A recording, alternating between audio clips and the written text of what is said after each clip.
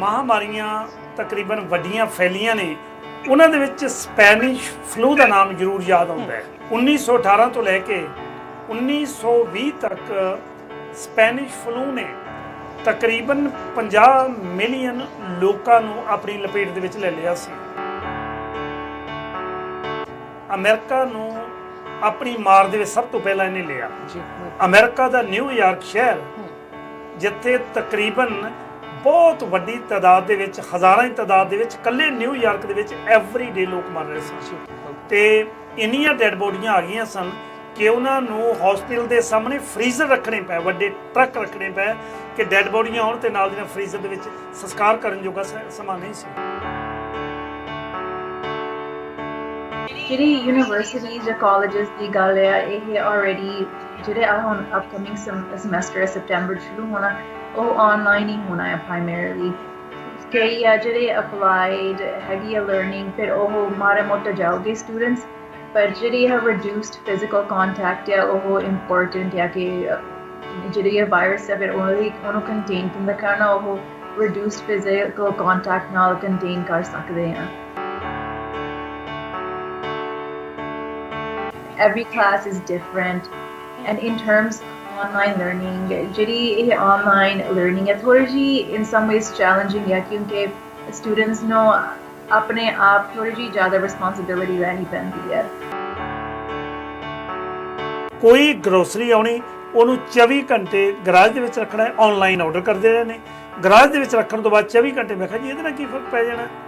ਮੈਂ ਕਿਹਾ ਮੈਂ ਤਾਂ ਰੋਜ਼ਾਨਾ ਮੈਨੂੰ ਗੈਸ ਸਟੇਸ਼ਨਾਂ ਦੇ ਉੱਤੇ ਜਾਣਾ ਪੈਂਦਾ ਹੈ, ਮੈਨੂੰ ਹਰੇਕ ਬੰਦੇ ਨਾਲ ਮਿਲਣਾ ਪੈਂਦਾ ਹੈ, ਮੈਨੂੰ ਹਰ ਕਸਟਮਰ ਨਾਲ ਮਿਲਣਾ ਪੈਂਦਾ। ਨਹੀਂ ਪਾਪਾ, you can not come, you have to take shower first, then you go to the room.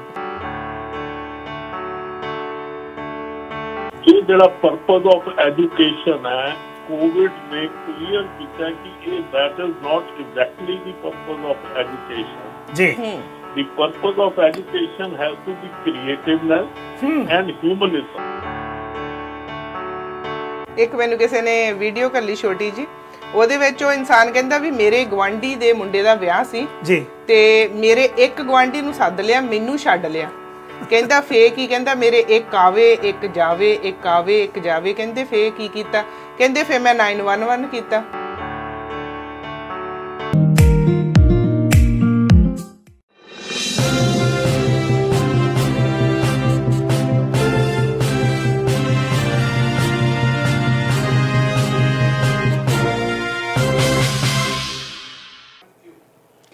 ਸਾਂਝੇ ਟੀਵੀ ਦੇਖ ਰਹੇ ਸਾਰੇ ਹੀ ਪਰਿਵਾਰਾਂ ਨੂੰ ਬਲਜਿੰਦਰ ਕੌਰ ਵੱਲੋਂ ਪਿਆਰ ਸਹਿਤ ਸਤਿ ਸ਼੍ਰੀ ਅਕਾਲ ਤੇ ਜੀ ਆਇਆਂ ਨੂੰ ਤੁਹਾਨੂੰ ਸਾਡੇ ਖਬਰਸਾਰ ਬਿਹਾਈਂਡ ਦਾ ਨਿਊਜ਼ ਪ੍ਰੋਗਰਾਮ ਵਿੱਚ। ਮੇਰਾ ਤੁਹਾਡੇ ਨਾਲ ਸਾਥ ਸੋਮਵਾਰ ਤੋਂ ਲੈ ਕੇ ਸ਼ੁੱਕਰਵਾਰ ਤੱਕ ਹੁੰਦਾ। ਸਾਡੇ ਸਾਰੇ ਹੀ ਸਪਾਂਸਰਸ ਦਾ ਮੈਂ ਧੰਨਵਾਦ ਕਰਨਾ ਚਾਹੁੰਦੀ ਹਾਂ ਜਿਨ੍ਹਾਂ ਦੇ ਕਰਕੇ ਅਸੀਂ ਤੁਹਾਡੇ ਰੂਬਰੂ ਹੁੰਦੇ ਹਾਂ, ਔਰ ਜਿੰਨੇ ਵੀ ਨਵੇਂ ਸਾਡੇ ਸਪਾਂਸਰ ਸਾਡੇ ਨਾਲ ਜੁੜੇ ਆ, ਤੁਹਾਨੂੰ ਵੀ ਜੀ ਆਇਆਂ ਨੂੰ ਸਾਂਝਾ ਟੀਵੀ ਤੇ ਹਮੇਸ਼ਾ ਸਾਡੀ ਕੋਸ਼ਿਸ਼ ਹੁੰਦੀ ਹੈ ਕਿ ਅਸੀਂ ਤੁਹਾਡੇ ਲਈ ਕਮਿਊਨਿਟੀ ਦੇ ਇਸ਼ੂਜ਼ ਤੇ ਸਾਡੇ ਆਲੇ ਦੁਆਲੇ ਕੀ ਹੋ ਰਿਹਾ, ਇਹੋ ਜਿਹੀਆਂ ਗੱਲਾਂ ਦੀ ਅਪਡੇਟ ਲੈ ਕੇ ਤੁਹਾਡੇ ਤੱਕ ਪਹੁੰਚੀਏ। ਤੇ ਤੁਸੀਂ ਸਾਰੇ ਜਾਣਦੇ ਹੋ ਤੇ 2 ਦਿਨ ਖਾਸ ਖਬਰਸਾਰ ਬਿਹਾਈਂਡ ਦਾ ਨਿਊਜ਼ ਵਿੱਚ ਮੇਰਾ ਸਾਥ ਦੇਣ ਲਈ ਕੁਲਦੀਪ ਸਿੰਘ ਜੀ ਸਾਡੇ ਨਾਲ ਸ਼ਾਮਲ ਹੁੰਦੇ ਨੇ, ਪਰ ਅੱਜ ਇੱਕ ਹੋਰ ਸਾਡੇ ਨਾਲ ਗੈਸਟ ਸ਼ਾਮਲ ਸ਼ੋਅ ਦੇ ਵਿੱਚ ਨੇ, ਸਕਾਈਪ ਦੇ ਰਾਹੀਂ ਸਾਡੇ ਨਾਲ ਗੱਲਬਾਤ ਕਰਨਗੇ। ਡਾਕਟਰ ਰਣਬੀਰ ਕੌਰ ਬਨਵੈਤ, ਜਿਨ੍ਹਾਂ ਨੇ PhD Asian Canadian studies from Simon Fraser university and ਇਹ ਕਮਿਊਨੀਕੇਸ਼ਨ ਜਿਹੜੀ ਕਰਾਉਂਦੇ ਹੈਗੇ, ਟੀਚ ਕਰਦੇ ਹੈਗੇ ਯੂਨੀਵਰਸਿਟੀ ਆਫ ਫਰੇਜ਼ਰ ਵੈਲੀ। ਸੋ ਅੱਜ COVID-19 ਤੇ ਅਸੀਂ ਖਾਸ ਗੱਲਬਾਤ ਕਰਾਂਗੇ। ਸੋ ਪਹਿਲਾਂ ਕੁਲਦੀਪ ਸਿੰਘ ਜੀ ਹੁਣਾਂ ਨੂੰ ਜੀ ਆਇਆਂ ਕਹਿੰਦੇ ਆ ਤੇ ਇਸ ਤੋਂ ਬਾਅਦ ਅਸੀਂ ਡਾਕਟਰ ਰਣਬੀਰ ਹੁਣਾਂ ਦੇ ਨਾਲ ਗੱਲਬਾਤ ਕਰਾਂਗੇ। ਸੋ ਕੁਲਦੀਪ ਸਿੰਘ ਜੀ ਸਤਿ ਸ਼੍ਰੀ ਅਕਾਲ ਜੀ, ਜੀ ਆਇਆਂ ਨੂੰ ਤੁਹਾਨੂੰ। ਸਤਿ ਸ਼੍ਰੀ ਅਕਾਲ ਜੀ। ਸਾਂਝਾ ਟੀਵੀ ਦੇ ਖਬਰਸਾਰ ਪ੍ਰੋਗਰਾਮ ਦੇਖ ਰਹੇ ਸਮੂਹ ਦਰਸ਼ਕਾਂ ਨੂੰ ਮੇਰੇ ਵੱਲੋਂ ਪਿਆਰ ਭਰੀ ਨਿੱਘੀ ਸਤਿ ਸ੍ਰੀ ਅਕਾਲ ਜੀ। ਸੋ ਬਹੁਤ ਵਧੀਆ ਲੱਗਦਾ ਜੀ ਤੁਸੀਂ ਆਪਣਾ ਸਮਾਂ ਦਿੰਦੇ ਹੋ, ਔਰ ਸਾਡੇ ਨਾਲ ਗੈਸਟ ਵੀ ਸਾਡੇ ਕੋਲ ਆਉਂਦੇ ਨੇ ਜਿਹੜੇ ਆਪਣਾ ਬਹੁਤ ਹੀ ਕੀਮਤੀ ਸਮਾਂ ਸਾਡੇ ਨਾਲ ਸਾਂਝਾ ਕਰਦੇ ਨੇ ਜੀ। ਸੋ ਅੱਜ ਜਿਵੇਂ ਅਸੀਂ ਦੱਸਿਆ ਡਾਕਟਰ ਰਣਬੀਰ ਕੌਰ ਬਨਵੈਤ ਜੀ ਸਾਡੇ ਨਾਲ ਹੋਣਗੇ। ਸੋ ਡਾਕਟਰ ਰਣਬੀਰ, ਤੁਹਾਨੂੰ ਅਸੀਂ ਇਹਨਾਂ ਦੇ ਬਾਰੇ ਦੱਸਿਆ ਆ, ਅੱਜ ਖਾਸ ਗੱਲਬਾਤ ਅਸੀਂ ਕਰਾਂਗੇ COVID-19 ਤੇ। ਸੋ ਡਾਕਟਰ ਰਣਬੀਰ ਜੀ, ਜੀ ਆਇਆਂ ਨੂੰ ਤੁਹਾਨੂੰ ਸਾਡੇ ਸ਼ੋਅ ਦੇ ਵਿੱਚ। ਸਤਿ ਸ਼੍ਰੀ ਅਕਾਲ ਜੀ। Thank you. ਸਤਿ ਸ਼੍ਰੀ ਅਕਾਲ ਜੀ। ਹਾਂਜੀ ਡਾਕਟਰ ਰਣਬੀਰ ਜੀ, ਸਭ ਤੋਂ ਪਹਿਲਾਂ ਤਾਂ ਸਾਡੇ ਲਈ ਬੜੀ ਮਾਣ ਵਾਲੀ ਗੱਲ ਹੁੰਦੀ ਹੈ ਕਿਉਂਕਿ ਸਾਡੇ ਦਰਸ਼ਕਾਂ ਨੂੰ ਕਈ ਵਾਰੀ ਇਹ ਭੁਲੇਖਾ ਹੁੰਦਾ ਹੈ ਕਿ ਸਾਡੇ ਜਿੱਥੇ ਬੀਬੀਆਂ ਨੇ, ਫੀਮੇਲਸ ਨੇ, ਰਾਜਨੀਤੀ ਦੇ ਵਿੱਚ ਬੜੀਆਂ ਮੱਲਾਂ ਮਾਰੀਆਂ ਨੇ, ਉਹਦੇ ਨਾਲ ਐਜੂਕੇਸ਼ਨ ਦੇ ਵਿੱਚ, ਵਪਾਰਕ ਅਦਾਰਿਆਂ ਦੇ ਵਿੱਚ, ਹਰ ਪਾਸਿਓਂ ਮੀਡੀਆ ਦੇ ਵਿੱਚ ਮੇਰੇ ਨਾਲ ਬੀਬੀ ਬਲਜਿੰਦਰ ਕੌਰ ਜੀ ਬੈਠੇ ਆ, ਜਿਹੜੇ ਬੜੇ ਧੜੱਲੇਦਾਰ ਜਰਨਲਿਸਟ ਨੇ। ਮੈਨੂੰ ਮਾਣ ਹੈ ਔਰ ਬੜੀ ਖੁਸ਼ੀ ਹੁੰਦੀ ਆ ਕਿ ਇਸੇ ਟੀਵੀ ਦੇ ਉੱਤੇ ਬੜੀ ਵੱਡੀ ਟੀਮ ਹੈ ਫੀਮੇਲਸ ਦੀ, ਜਿਹੜੇ ਅਲੱਗ-ਅਲੱਗ ਵਿਸ਼ਿਆਂ ਦੇ ਉੱਤੇ ਗੱਲਬਾਤ ਕਰਦੇ ਆ। ਅੱਜ ਤੁਹਾਨੂੰ ਮੇਨ ਮਕਸਦ ਇਹ ਸੀ ਬੁਲਾਉਣ ਦਾ ਪ੍ਰੋਗਰਾਮ ਖਬਰਸਾਰ ਦੇ ਵਿੱਚ ਕਿ ਦੁਨੀਆ ਭਰ ਦੇ ਵਿੱਚ ਇਸ ਵੇਲੇ ਹਾਹਾਕਾਰ ਮਚੀ ਹੋਈ ਹੈ ਕੋਵਿਡ-19 ਕਰਕੇ। ਕੋਵਿਡ-19 ਨੇ ਦੁਨੀਆ ਨੂੰ ਹਿਲਾ ਕੇ ਰੱਖ ਦਿੱਤਾ ਹੈ।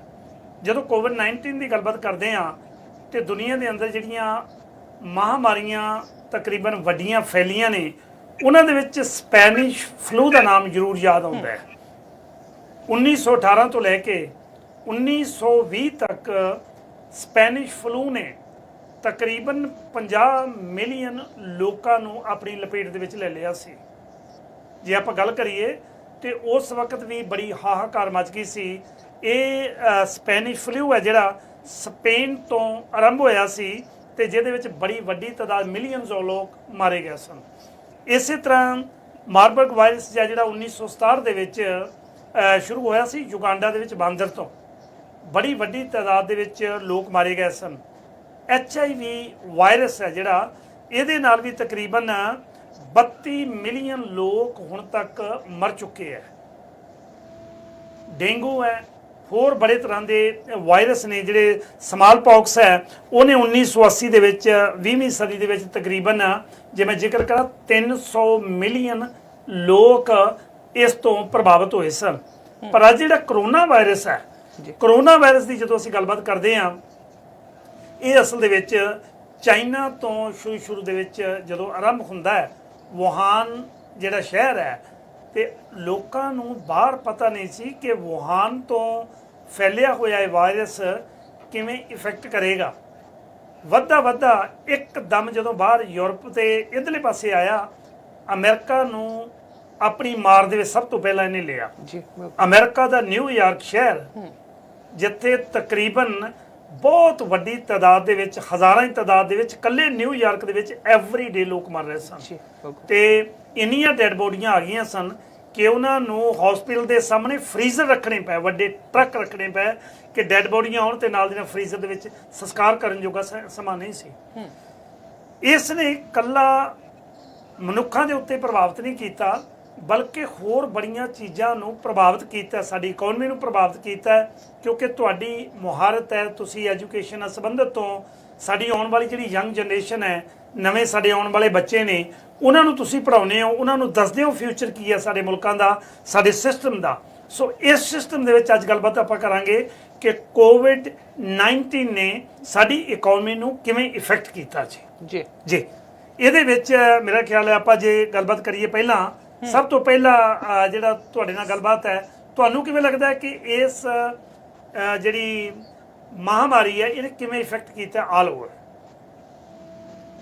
All over, definitely economy ਤੇ ਬਹੁਤ ਇੰਪੈਕਟ ਪਿਆ। ਐਂਡ ਜੇ ਅਸੀਂ ਐਜੂਕੇਸ਼ਨਲ ਇੰਸਟੀਟਿਊਸ਼ਨਸ ਦੇ ਬਾਰੇ ਗੱਲ ਕਰੀਏ, ਜਿਹੜੇ ਯੂਨੀਵਰਸਿਟੀਜ਼ ਕਾਲਜਸ ਹੈਗੇ ਆ, ਉਹ ਵੀ ਹੈਗੇ ਆ, they contribute to the economy and jobs create ਕਰਦੇ ਆ। So ਜੇ ਉਹਨਾਂ ਤੇ pressure ਪਿਆ, ਫਿਰ then what happens is that ਉਹ ਵੀ staff ਨੂੰ lay off ਕਰੂਗੇ ਤੇ instructors ਨੂੰ lay off ਕਰੂਗੇ, ਫਿਰ ਉਹ ਵੀ adverse impact ਪਊਗਾ economy ਤੇ।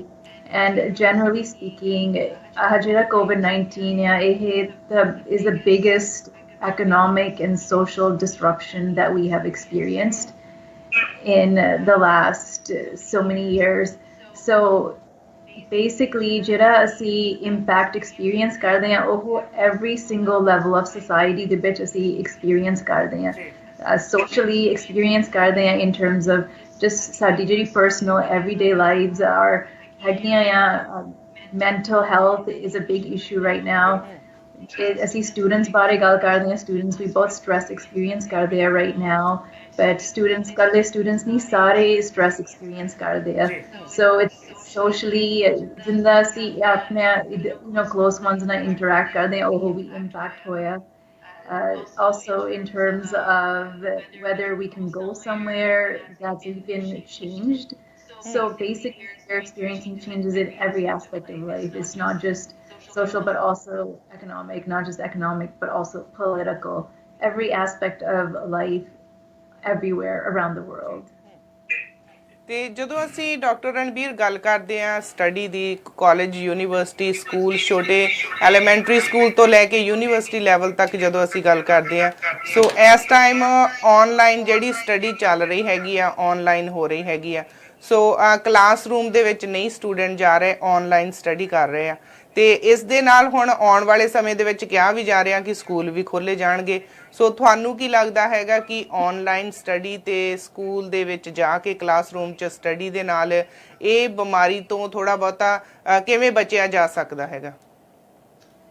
ਹਾਂਜੀ, ਇਹ ਜਿਹੜੀ ਯੂਨੀਵਰਸਿਟੀਜ਼ ਜਾਂ ਕਾਲਜਸ ਦੀ ਗੱਲ ਆ ਇਹ ਆਲਰੇਡੀ ਜਿਹੜੇ ਆ ਹੁਣ ਅਪਕਮਿੰਗ ਸਮੈਸਟਰ ਸੈਪਟੈਂਬਰ ਸ਼ੁਰੂ ਹੋਣਾ ਉਹ ਆਨਲਾਈਨ ਹੀ ਹੋਣਾ ਹੈ ਪ੍ਰਾਇਮਰੀਲੀ ਕਈ ਆ ਜਿਹੜੇ ਅਪਲਾਈਡ ਹੈਗੀ ਆ ਲਰਨਿੰਗ ਫਿਰ ਉਹ ਮਾੜਾ ਮੋਟਾ ਜਾਓਗੇ ਸਟੂਡੈਂਟਸ ਪਰ ਜਿਹੜੀ ਹੈ ਰਿਡਿਊਸਡ ਫਿਜ਼ੀਕਲ ਕੰਟੈਕਟ ਆ ਉਹ ਇੰਪੋਰਟੈਂਟ ਆ ਕਿ ਜਿਹੜੀ ਇਹ ਵਾਇਰਸ ਹੈ ਫਿਰ ਉਹਨੂੰ ਕੰਟੇਨ ਕਿੰਦਾ ਕਰਨਾ ਉਹ ਰਿਡਿਊਸਡ ਫਿਜ਼ੀਕਲ ਕੰਟੈਕਟ ਨਾਲ ਕੰਟੇਨ ਕਰ ਸਕਦੇ ਆ ਸੋ right now in terms of university classes mostly they are online in Canada in BC worldwide if we look at America key universities and colleges ਹੈਗੇ ਕਿ students ਜਾਂਦੇ ਆ ਹੁਣ ਸ਼ੁਰੂ ਹੋ ਗਏ and already ਉੱਥੇ outbreaks ਸ਼ੁਰੂ ਹੋ ਗਈਆਂ ਉਹ ਕਿਉਂਕਿ students ਫਿਰ clusters ਦੇ ਵਿੱਚ gather ਹੁੰਦੇ ਆ ਜਾਂ ਜੇ residences ਦੇ ਵਿੱਚ ਰਹਿੰਦੇ ਆ ਫਿਰ ਉਹਦੇ ਵਿੱਚ ਵੀ dangers and ਖਤਰਾ ਹੈਗਾ ਆ and that's why in BC ਜਿਹੜੇ post-secondary institutions are ਸਾਰਾ ਕੁਝ mostly online ਆ ਥੋੜੇ ਆ ਜਿਹੜੇ applied programs ਹੈਗੇ ਪਰ ਉਹ ਵੀ modify ਹੋਏ ਆ ਜਿੱਦਾਂ for example ਜੇ ਤੁਸੀਂ pharmacy ਦੇ students ਨੂੰ ਲੈ ਲਓ at different universities across Canada let's say University of Toronto ਉਹ ਜਿਹੜੇ students ਆ mostly online ਸਿੱਖੂਗੇ and ਜੇ ਮਾੜਾ ਮੋਟਾ lab ਨੂੰ ਜਾਣਾ ਉਹ ਬਹੁਤ limited capacity ਚ ਜਾਓਗੇ and that is an important part of educational training right now in BC and across Canada. ਇਹਦੇ ਵਿੱਚ ਪੈਂਡੈਮਿਕ ਜਿਹੜੀ ਹੈਗੀ ਹੈ ਉਹ ਕਿਵੇਂ ਐਜੂਕੇਸ਼ਨ ਸਿਸਟਮ ਨੂੰ ਚੇਂਜ ਕਰ ਰਹੀ ਹੈ ਜੀ ਇਹ ਪੈਂਡੈਮਿਕ ਕਿਵੇਂ ਹੋਰ ਇਫੈਕਟ ਕਰ ਰਿਹਾ ਕਿਉਂਕਿ ਜਿਹੜੇ ਹਾਈ ਸਕੂਲ ਨੇ ਹਾਈ ਸਕੂਲਾਂ ਦੇ ਵਿੱਚ ਪਤਾ ਲੱਗਾ ਕਿ ਉਹ ਬੱਚੇ ਸਕੂਲਾਂ ਦੇ ਵਿੱਚ ਜਾਣਗੇ ਬੱਚੇ ਪੇਰੈਂਟਸ ਤਿਆਰ ਵੀ ਹੋ ਰਹੇ ਨੇ ਕਿ ਸੈਪਟੈਂਬਰ ਦੇ ਵਿੱਚ ਜਿਹੜੇ ਸਕੂਲ ਖੁੱਲ੍ਹਣੇ ਆ ਉਹਦੇ ਵਿੱਚ ਬੱਚੇ ਜਾਣਗੇ ਜੇ ਉੱਥੇ ਬੱਚੇ ਜਾ ਰਹੇ ਆ ਵਾਈ ਨਾਟ ਇਨ ਯੂਨੀਵਰਸਿਟੀਜ਼ ਉੱਥੇ ਕਿਉਂ ਨਹੀਂ well universities ਜੇ ਤੁਸੀਂ ਦੇਖੋ universities ਹੈਗੇ ਵੀ ਬੜੇ ਆ right and ਜੇ secondary schools ਤੇ primary schools ਦੇ ਨਾਲ post secondary institutions ਵੀ fully ਖੁੱਲ ਗਏ ਫਿਰ ਜਿਹੜੀ ਹੈ outbreaks ਆ ਫਿਰ increase ਹੋ ਜਾਣੇ ਆ and basically in terms of this shift that we are experiencing it's in some ways COVID-19 has forced us to think about how we can incorporate technology more into education and basically I think that this is a good opportunity for us to explore different ways of providing education to different kinds of populations around the country and also around the globe. So I think it's okay in some ways for us to explore online learning for students right now because then we can modify education over the years along with technological advances. Doctor Banwait ਜਿਹੜੇ students online study ਕਰ ਰਹੇ ਹੈਗੇ already ਜਿਵੇਂ international students ਦੀ ਗੱਲ ਕਰਦੇ ਆ ਜਾਂ ਜਿਹੜੇ ਇੱਥੇ ਵੀ ਸਟੂਡੈਂਟਸ ਆ ਆਨਲਾਈਨ ਸਟੱਡੀ ਕਰਦੇ ਆ ਸੋ ਫਾਲ ਦੇ ਵਿੱਚ ਵੀ ਇਹਨਾਂ ਦੀ ਸਟੱਡੀ ਇਸੇ ਤਰ੍ਹਾਂ ਕੰਟੀਨਿਊ ਰਹੂਗੀ ਕੋਈ ਸੁਜੈਸ਼ਨ ਤੁਹਾਡੇ ਵੱਲੋਂ ਇਹਨਾਂ ਲਈ ਹੈ ਹਾਂਜੀ ਜਿੰਦਾ ਸਟੱਡੀ ਟਿਪਸ ਪੁੱਛਦੇ ਆ ਤੁਸੀਂ ਜੀ ਹਾਂਜੀ ਡੈਫੀਨਿਟਲੀ ਮੈਂ ਜਿਹੜਾ suggestion ਦੇਵਾਂਗੀ ਉਹ ਤਾਂ usually applies for traditional classroom learning too ਪਰ ਜਿਹੜੇ ਵੀ university ਤੇ college students ਆ ਉਹਨਾਂ ਨੂੰ ਸਭ ਤੋਂ ਪਹਿਲਾਂ at the beginning of the semester organization ਕਰਨਾ ਚਾਹੀਦਾ ਹੈ ਕਿ ਸਾਡਾ schedule ਕੀ ਹੈ responsibilities ਕੀ ਹੈ every class is different and in terms of online learning ਜਿਹੜੀ ਇਹ online learning ਹੈ ਥੋੜੀ ਜਿਹੀ in some ways challenging ਹੈ ਕਿਉਂਕਿ students ਨੂੰ ਆਪਣੇ ਆਪ ਥੋੜੀ ਜਿਹੀ ਜ਼ਿਆਦਾ ਰਿਸਪੌਂਸਿਬਿਲਿਟੀ ਲੈਣੀ ਪੈਂਦੀ ਹੈ ਆਪਣੇ ਆਪ ਰਿਸਪੌਂਸਿਬਿਲਿਟੀ ਲੈਣੀ ਪੈਂਦੀ ਹੈ ਕਿ ਹੁਣ ਆਹ ਕੰਮ ਕਰਨਾ ਹੈ ਰੀਡਿੰਗਸ ਕਦੋਂ ਕਰਨੀਆਂ ਆ ਆਨਲਾਈਨ ਐਕਟੀਵਿਟੀਜ਼ ਕਦੋਂ ਕਰਨੀਆਂ ਆ so getting organized at the beginning of the semester is important but also students should also be aware that ਜਦੋਂ online classes ਹੁੰਦੀਆਂ ਫਿਰ technological ਜਿਹੜੀ technology ਹੁੰਦੀ ਹੈ ਉਹ ਵੀ important ਹੈ so every class ਲਈ determine ਕਰਨਾ ਚਾਹੀਦਾ ਕਿ ਜਿਹੜੀ technology ਚਾਹੀਦੀ ਉਹ ਹੈਗੀ ਹੈ ਜੇ webcam ਚਾਹੀਦਾ ਹੈਗਾ ਜੇ headphones ਚਾਹੀਦੇ ਆ ਜਾਂ proper internet connection all of those things are important the other thing too is ਜੇ ਤੁਸੀਂ ਘਰੋਂ ਫਿਰ ਪੜ੍ਹਾਈ ਕਰਦੇ ਆ quiet area ਘਰ ਦਾ ਕਿਹੜਾ ਆ and case where case time ठीक रहोगा कि quiet area च काम करना so all of those things are important okay ਜੀ ਪਰ ਹਾਂਜੀ ਇਹਦੇ ਨਾਲ ਡਾਕਟਰ ਬਨਵੈਦ ਥੋੜਾ ਜਿਹਾ ਦੱਸਿਓ ਕਿ ਇਹਦੇ ਨਾਲ ਜਿਹੜੇ ਸਟੂਡੈਂਟ ਨੇ ਉਹ ਹੋਰ ਕਿਵੇਂ ਤੁਸੀਂ ਕਹਿ ਰਹੇ ਹੋ ਇੰਪੈਕਟ ਹੋ ਰਹੇ ਨੇ COVID-19 ਕਰਕੇ ਥੋੜਾ ਜਿਹਾ ਇਹਦੇ ਬਾਰੇ ਵਿਸਤਾਰ ਚ ਦੱਸਿਓ ਜੀ ਹਾਂਜੀ students ਜੇ ਤੁਸੀਂ ਦੇਖੋਗੇ or ask students ਉਹਨਾਂ ਦੇ stress levels increase ਹੋਇਆ ਵਾ so ਇੱਕ survey conduct ਕੀਤਾ ਸੀਗਾ Canadian Alliance of Student Associations ਨੇ and ਉਹਨਾਂ ਨੇ report ਕੀਤਾ ਕਿ 60% of students are experiencing increased stress levels and students are stressed out about their future careers their health their financial status and all of these other things so students have been impacted in many ways the other thing is that gay students even I experienced this a lot of my students were laid off lost their jobs and we ek concern hai and dooja concern hai je family de vich financial pressure ਹੈਗਾ ਫਿਰ ਉਹ financial strain we students experience ਕਰਦੇ ਆ ਦੂਜੀ ਗੱਲ ਹੈ ਕਿ ਜਿਹੜੇ students they have disabilities ਜਾਂ ਜਿਹੜੇ students ਜਿਹੜੇ already struggle ਕਰਦੇ ਸੀਗੇ ਕਿ in person traditional classroom ਦੇ ਵਿੱਚ ਵੀ struggle ਕਰਦੇ ਸੀ ਫਿਰ ਉਹ ਵੀ ਹੁਣ extra stress experience ਕਰਦੇ ਆ ਕਿ online ਕਿੰਦਾ ਕਰਨਾ ਹੈ ਕਿੰਦਾ ਪੜ੍ਹਾਈ ਕਰਨੀ ਹੈ and the other thing too is that ਜਿਹੜੇ ਹੁਣ students that come from marginalized communities or experiencing certain kinds of difficulties or were already experiencing mental health issues ਹੁਣ added pressure ਹੈ ਕਿ online ਪੜ੍ਹਾਈ ਕਰਨੀ ਹੈ and ਕਿੰਦਾ ਕਰਨੀ ਹੈ or financial strain ਕਰਕੇ maybe they're delaying their studies or dropping out of programs ਜੀ ਤੇ ਡਾਕਟਰ ਰਣਵੀਰ ਬਹੁਤ ਸਾਰੇ ਸਟੂਡੈਂਟਸ ਜਿਹੜੇ ਆਪਣੀ ਸਟੱਡੀ ਦੇ ਵਿੱਚ ਬਹੁਤ ਦੇ ਆਰ ਫਾਲੋਇੰਗ ਬਿਹਾਈਂਡ ਹੈ ਨਾ ਇਹਦੇ ਬਾਰੇ ਤੁਸੀਂ ਕੀ ਕਹੋਗੇ ਉਹਨਾਂ ਦੀ ਜਿਹੜੀ ਸਟੱਡੀ ਆ ਉਹ ਔਨ ਟਾਈਮ ਕੰਪਲੀਟ ਨਹੀਂ ਕਰ ਰਹੇ ਕਿਉਂਕਿ ਬਹੁਤੀ ਵਾਰੀ ਉਹਨਾਂ ਨੂੰ ਜਿਵੇਂ ਤੁਸੀਂ ਦੱਸਿਆ ਕਿ ਕੁਆਇਟ ਏਰੀਆ ਨਹੀਂ ਹੁੰਦਾ ਜਾਂ ਇੰਟਰਨੈਟ ਕਨੈਕਸ਼ਨ ਨਹੀਂ ਹੁੰਦਾ ਜਾਂ ਉਹਨਾਂ ਦੇ ਉੱਤੇ ਜ਼ਿਆਦਾ ਬਰਡਨ ਹੁੰਦਾ ਆ ਕਿ ਉਹਨਾਂ ਨੇ ਹੀ ਸਾਰਾ ਕੁਝ ਟਰੈਕ ਕਰਨਾ ਹੁੰਦਾ ਸੋ ਇਹਦੇ ਬਾਰੇ ਤੁਸੀਂ ਕੀ ਕਹੋਗੇ I think this is a legitimate concern. Gay students, like a lot of students are experiencing this. So one thing that is a part of this added pressure is also all of these changes that are happening with COVID-19. And when a lot of students are experiencing some degree of social isolation too. Je baar ja ke friend na milde fir oh extra stress hoya ke maybe we're exposing ourselves and our family members. And this is a legitimate concern that students will be falling behind to a certain extent. It might take an extra semester or an extra year to complete something that would take only 1 year. But then at the same time, the thing to keep in mind with this is that students everywhere across the globe are experiencing similar kinds of or more aggravated impact forms of stress. And this is a legitimate concern. It's also a part of the changing picture that COVID is presenting to us in terms of the world that we live in.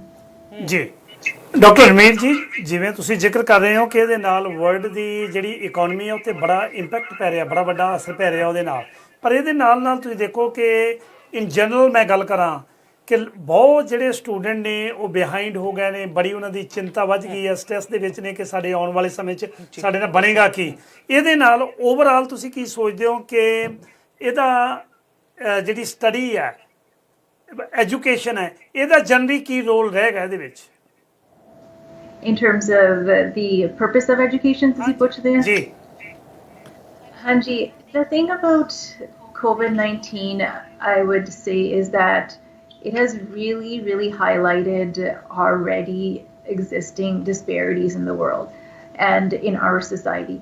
So, ਇੱਕ ਗੱਲ ਹੈਗੀ ਹੈ ਕਿ COVID-19 ਨੇ ਜਿਹੜੇ students already difficulties experience ਕਰਦੇ ਸੀਗੇ ਹੁਣ ਉਹਨਾਂ ਦੀ difficulties increase ਹੋ ਗਈਆਂ so COVID-19 ਨੇ ਉਹ ਜਿਹੜੀ already existing inequalities in society ਹੈਗੀਆਂ ਉਹ aggravate ਤੇ ਬੜੀਆਂ ਜਾਂ increase ਕੀਤੀਆਂ so that's something to keep in mind is that around the world students are experiencing a lot of stress and what was your question again? ਇਹ question ਸੀ ਵੀ ਇਹਦਾ education ਜਿਹੜਾ society ਦੇ ਵਿੱਚ ਇਨ ਜਨਰਲ ਹੈ ਉਹਦਾ ਕੀ role ਹੈ Exactly. Okay, so basically education isn't just highlighting the fact that it's important to get a degree or certificate or diploma. All of these things are important, of course, but one thing that this pandemic is highlighting is the fact that education has a deeper purpose. And so when we're talking about the economy and we're talking about student graduation and getting degrees, the next conversation is jobs, right? And job opportunities. But now some people are not able to get the jobs that they want in the fields that they are specialized in. So then the question is, you know, nyane jobs kitho toluge or kinda toluge, and you know, people who are laid off and have lost their jobs, what kind of jobs will they get now in the future? So the question is really about the purpose of education. And jira pandemic, it has introduced so much uncertainty into the world. Everything keeps changing, and there are so many ongoing changes. So in this world that we live in that is full of change and uncertainty, then it becomes necessary to consider the purpose of education, which is to cultivate and promote things like communication skills and adaptability, problem solving skills. So je tusi ja kise ne Bachelor of Commerce degree ਕੀਤੀ ਹੋ ਜਾਂ Bachelor of Economics degree ਕੀਤੀ ਹੋ and ਚਾਹੁੰਦੇ ਆ ਕਿ bank 'ਚ ਕੰਮ ਮਿਲ ਜਾਵੇ ਜੇ ਬੈਂਕ 'ਚ ਕੰਮ ਨਹੀਂ ਮਿਲਦਾ ਫਿਰ ਉਹ ਜਿਹੜੀ skills learn ਕੀਤੀ ਹੈ ਯੂਨੀਵਰਸਿਟੀ ਜਾਂ ਕਾਲਜ ਦੇ ਵਿੱਚ ਉਹ ਹੋਰ ਕਿੱਥੇ apply ਹੋ ਸਕਦਾ so ਜਿਹੜੀ ਇਹ world that we live in right now in the 21st century it's a world of change and unpredictability, uncertainty.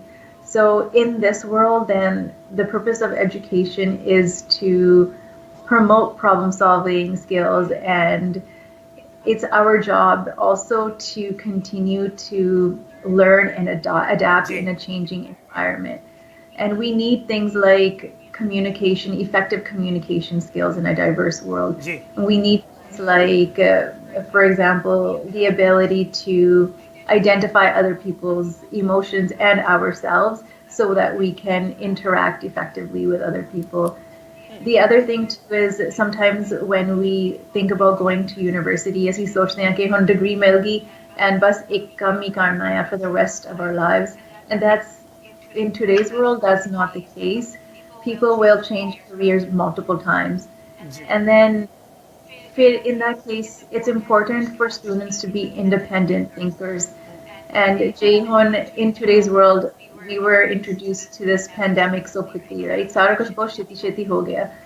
And then in this world of stress, and when we are faced with very stressful circumstances in our lives, either like in terms of a larger social and political change, even in our individual lives, just sadi own personal life koi problem aaya, challenge aaya.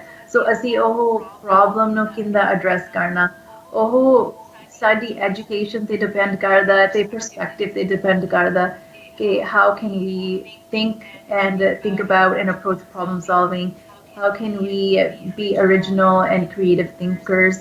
All of these things really matter because in some ways there's the degree and then there are the skills and our approach and perspective that go beneath that and they form the foundation of our lives.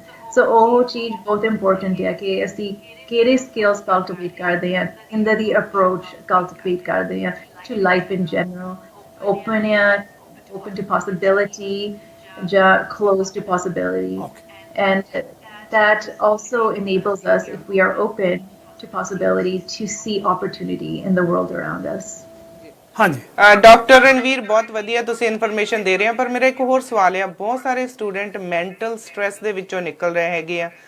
ਅਸੀਂ ਸੁਣਿਆ, ਤੁਸੀਂ ਵੀ ਸੁਣਿਆ ਹੋਵੇਗਾ ਕਿ ਬਹੁਤ ਸਾਰੇ ਬੱਚਿਆਂ ਨੇ, ਖਾਸ ਤੌਰ ਤੇ ਜੇ ਮੈਂ ਗੱਲ ਕਰਾਂ ਇੰਟਰਨੈਸ਼ਨਲ ਸਟੂਡੈਂਟ ਆ, ਜਿਹੜੇ ਪੰਜਾਬ ਦੇ ਵਿੱਚ ਬੈਠੇ ਆਨਲਾਈਨ ਸਟੱਡੀ ਕਰਦੇ ਨੇ, ਇੰਡੀਆ ਦੇ ਵਿੱਚ ਬੈਠੇ, ਉਹ ਸਟ੍ਰੈਸ 'ਚ ਆ ਕਿ ਉਹਨਾਂ ਨੇ ਆਨਲਾਈਨ ਸਟੱਡੀ ਤੋਂ ਉਹ ਕਦੋਂ ਇੱਥੇ ਆ ਸਕਦੇ ਆ, ਕਦੋਂ ਆਪਣੀ ਅਗਲੀ ਸਟੱਡੀ ਪੂਰੀ ਕਰ ਸਕਦੇ ਆ। ਪਰ ਜਿਹੜੇ ਬੱਚੇ ਇੱਥੇ ਆ ਉਹਨਾਂ ਦੀ ਜੌਬ ਵੀ ਕਈਆਂ ਦੀ ਚਲੇ ਗਈ ਆ, ਉਹਨਾਂ ਦੀ ਸਟੱਡੀ ਆਨਲਾਈਨ ਆ, ਉਹਨਾਂ ਤੇ ਹੋਰ ਬਰਡਨ ਹੋ ਗਿਆ ਤੇ ਉਹ ਸੁਸਾਈਡ ਤੱਕ ਵੀ ਕਈਆਂ ਬੱਚਿਆਂ ਨੇ ਕਰ ਲਈ। ਸੋ ਕੋਈ ਕਾਉਂਸਲਿੰਗ ਦੀਆਂ ਆਨਲਾਈਨ ਕੋਈ ਕਲਾਸਿਸ ਖਾਸ ਬੱਚਿਆਂ ਲਈ ਅਰੇਂਜ ਕੀਤੀਆਂ ਤੁਸੀਂ ਆਪਣੇ ਵੱਲੋਂ, ਕੋਈ ਇਹਨਾਂ ਬੱਚਿਆਂ ਨੂੰ ਸਲਾਹ ਦੇਣੀ ਚਾਹੁੰਦੇ ਆ ਕਿ ਕਿਹੜੀ ਹੈਲਪਲਾਈਨ ਆ ਜਿੱਥੇ ਜਾ ਕੇ ਇਹ ਬੱਚੇ ਹੈਲਪ ਲੈ ਸਕਣ, ਅਸੀਂ ਇਹਨਾਂ ਬੱਚਿਆਂ ਨੂੰ ਬਚਾ ਸਕੀਏ ਜਿਹੜੇ ਇਸ ਕ੍ਰਾਈਸਿਸ ਦੇ ਵਿੱਚੋਂ ਅਸੀਂ ਸਾਰੇ ਨਿਕਲ ਰਹੇ ਹਾਂ ਕੋਵਿਡ-19 ਚੋਂ। ਸਾਡੇ ਆਪਣੇ ਇੱਥੇ ਦੇ ਬੱਚੇ ਵੀ ਹੈ, ਪਰ ਇਹਨਾਂ ਬੱਚਿਆਂ ਦਾ ਕੋਈ ਨਾ ਪੇਰੈਂਟਸ ਇੱਥੇ ਨਹੀਂ ਹੁੰਦੇ, ਸੋ ਇਹਨਾਂ ਬੱਚਿਆਂ ਦੇ ਲਈ ਕੋਈ ਖਾਸ ਇਹੋ ਜਿਹਾ ਕੋਈ ਪ੍ਰੋਗਰਾਮ ਹੈ ਜਿੱਥੇ ਇਹ ਬੱਚੇ ਹੈਲਪ ਲੈ ਸਕਣ? Hanji, definitely. I would say almost every university and college has programs that support international students. And for example, where I work, University of the Fraser Valley, there's a PASS program, and those students enroll Gardia class the bitch, and instructor for je koi red flags on the instructor for pass information pass on kar sakda to the administration and to counselors and so on. So there are so many programs for international students, and student organizations we have support karde and provide access to mental health resources and counseling. And every university and college is going to be different in terms of what kind of programs they present, but every university and college still will have counseling services.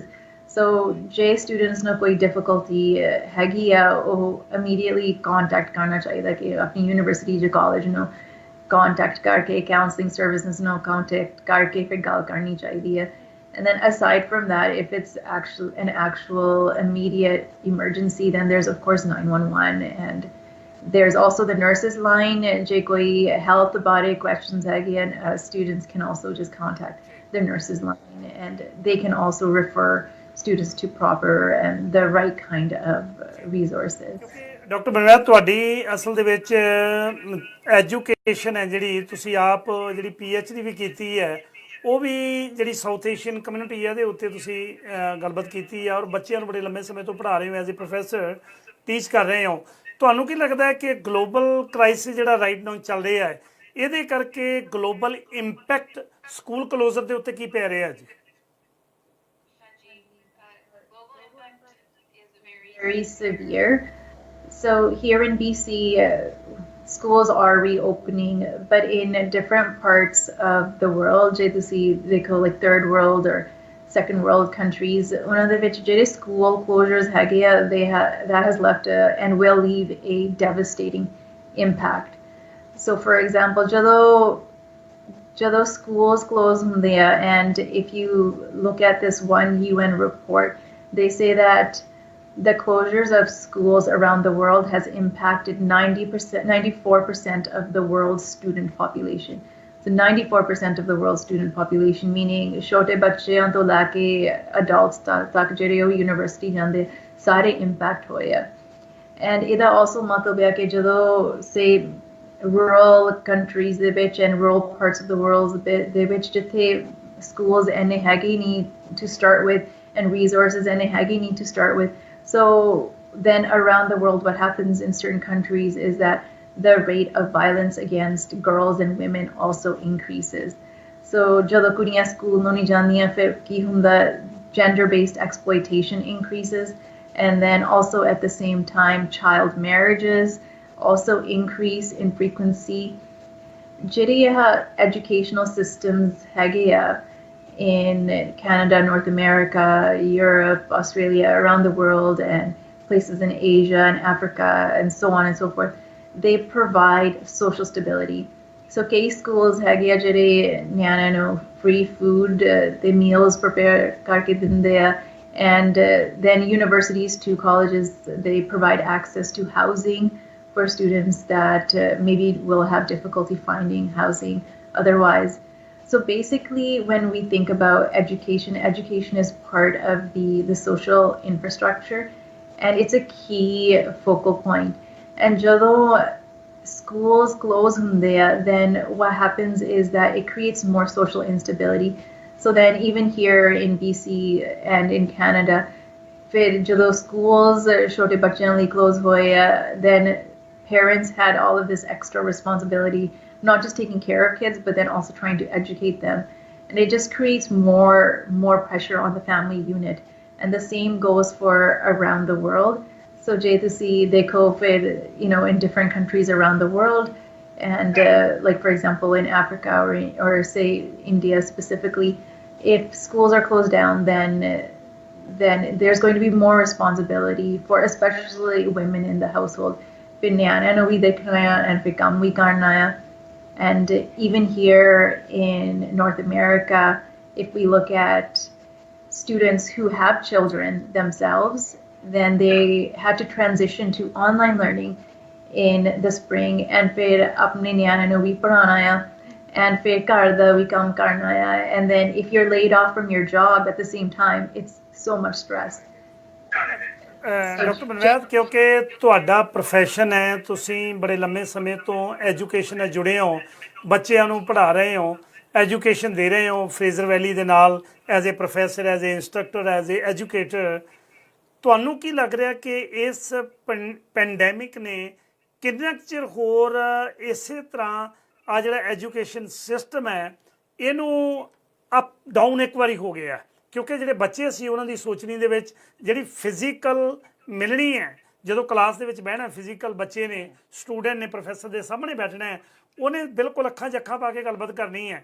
ਜਿਹੜੀਆਂ zoom ਦੇ ਉੱਤੇ meetings ਹੋਣੀਆਂ ਨੇ, ਜਾਂ ਤੁਹਾਡੀਆਂ Skype ਦੇ ਉੱਤੇ meeting ਹੋਣੀਆਂ ਨੇ, ਜਾਂ ਆਨਲਾਈਨ ਸਟੱਡੀ ਹੋਣੀ ਹੈ, ਤੁਹਾਨੂੰ ਕੀ ਲੱਗਦਾ ਇਹਨਾਂ ਦੋਨਾਂ ਦੇ ਵਿੱਚ ਪੜ੍ਹਨ ਦੇ ਵਿੱਚ ਜਾਂ ਜਿਹੜੀ ਗੱਲ ਉਹ ਸਿੱਖਣਾ ਚਾਹੁੰਦੇ ਉਹਦੇ ਵਿੱਚ ਕੋਈ ਅੰਤਰ ਹੈ ਜਾਂ ਉਸੇ ਤਰ੍ਹਾਂ ਹੀ ਚੱਲੇਗਾ ਜੀ? ਹਾਂਜੀ, well, the thing is, right now, online education is a response to a pandemic that is unfolding. And the one thing that we have to keep in mind is that ਜਿਹੜੀ online education ਹੈਗੀ, especially for university students, it's never going to ever completely replace traditional classroom learning. But at the same time, it provides an alternative to traditional classroom learning. So in some ways, ਜਿਹੜੀ online learning, it allows us to explore new possibilities. So for example, it gives more flexibility to students. Instead of having to go and commute to class, ਘਰੋਂ ਬੈਠ ਕੇ ਪੜ੍ਹ ਸਕਦੇ ਆ, and it saves commute time. You don't have to say, I live in Surrey, I don't have to commute to Vancouver to go to UBC or hop on a ferry to go to UVic. And so there is that added component where we can have a little bit more freedom in terms of how we learn. And then, for example, ਜਿਹੜੇ students ਹੈਗੇ, they're maybe going back to school after working in a particular industry for 10-15 years, and they have other responsibilities, maybe a full-time or part-time job.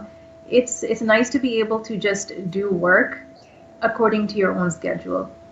But of course, at the same time, it's not going to be the same as in-person conversation and in-person forms of learning. I think it's useful right now, and it's also useful because it's enabling us to explore how technology can be beneficial in terms of maybe an integrated classroom. Doctor Ranveer Banwait ji, last ਦੇ ਵਿੱਚ ਤੁਸੀਂ ਕੀ message ਦੇਣਾ ਚਾਹੋਗੇ ਸਾਰਿਆਂ ਨੂੰ?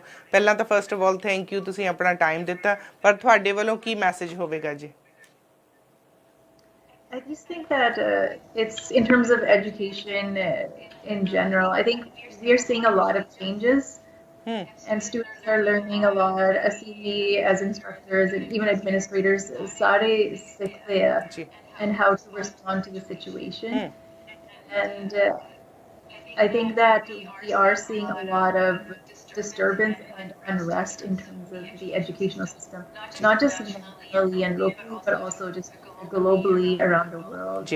And I think that we have a lot of challenges कि difficulties face करनी है you know ਨਿਆਣਿਆਂ ਨੇ and students ne and society in general, but I think it's important for our society to come up with creative solutions in order to respond effectively to the crisis that education is facing and then might face, probably will continue to face into the future because of this pandemic. Doctor Banwait ji ਬਹੁਤ ਬਹੁਤ ਤੁਹਾਡਾ ਧੰਨਵਾਦ, ਤੁਸੀਂ ਸਮਾਂ ਕੱਢਿਆ ਹੈ। ਤੇ ਖਾਸ ਕਰਕੇ ਜਿਹੜੀ ਇਕਨੋਮੀ ਹੈ, ਜੇ ਆਪਾਂ ਗਲੋਬਲ ਇਕਨੋਮੀ ਦੀ ਜਦੋਂ ਗੱਲਬਾਤ ਕਰਦੇ ਹਾਂ ਤੇ ਤਕਰੀਬਨ ਐਸੇ ਵਰੇ ਦੇ ਵਿੱਚ 4.2% ਜਿਹੜੀ ਗਰੋਥ ਹੈ ਇਕਨੋਮੀ ਦੀ ਉਹ ਲੋਵਰ ਚਲੀ ਗਈ ਹੈ। ਤੇ ਹੌਲੇ ਹੌਲੇ ਜਿਹੜੇ ਸਟੈਟਸ ਆ ਰਹੇ ਨੇ ਵਰਲਡ ਵਾਈਡ, ਜੇ ਆਪਾਂ ਗੱਲਬਾਤ ਕਰੀਏ ਤੇ ਇਹਨੇ ਆਲਮੋਸਟ ਜਿਹੜੀ ਗਰੋਥ ਹੈ ਵਰਲਡ ਦੀ ਇਕਨੋਮੀ ਦੀ ਉਹ 2021 ਤੱਕ 8% ਤੋਂ ਉੱਤੇ ਚਲੀ ਜਾਏਗੀ, ਜਿਹੜਾ ਬਹੁਤ ਵੱਡਾ ਇੰਪੈਕਟ ਇਸ COVID-19 ਕਰਕੇ ਪੈ ਰਿਹਾ। ਤੁਹਾਡਾ ਪ੍ਰੋਫੈਸਰ ਸਾਹਿਬ ਬੜਾ ਧੰਨਵਾਦ, ਤੁਸੀਂ ਆਉਣ ਵਾਲੇ ਸਮੇਂ 'ਚ ਫਿਰ ਤੁਹਾਡੇ ਨਾਲ ਗੱਲਬਾਤ ਕਰਾਂਗੇ। ਬਹੁਤ ਚੰਗਾ ਲੱਗਾ ਤੁਹਾਡੇ ਨਾਲ ਗੱਲਬਾਤ ਕਰਕੇ। ਸਤਿ ਸ਼੍ਰੀ ਅਕਾਲ ਜੀ। ਥੈਂਕ ਯੂ ਜੀ। ਸਤਿ ਸ਼੍ਰੀ ਅਕਾਲ ਜੀ। ਸੋ ਬਿਲਕੁਲ ਕੁਲਦੀਪ ਸਿੰਘ ਜੀ, ਬਹੁਤ ਵਧੀਆ ਲੱਗਾ ਗੱਲਬਾਤ ਕੀਤੀ ਸਾਡੇ ਨਾਲ ਡਾਕਟਰ ਰਣਵੀਰ ਹੋਣਾ ਨੇ। ਔਰ ਗੱਲਬਾਤ ਜਦੋਂ ਕਰੋਨਾ ਵਾਇਰਸ ਦੀ ਕਰਦੇ ਆ ਤੇ ਕਿਤੇ ਨਾ ਕਿਤੇ ਬੜੀਆਂ ਅਫਵਾਹਾਂ ਵੀ ਆ ਰਹੀਆਂ ਕਿ ਕਰੋਨਾ ਵਾਇਰਸ ਤੇ ਹੈ ਹੀ ਨਹੀਂ।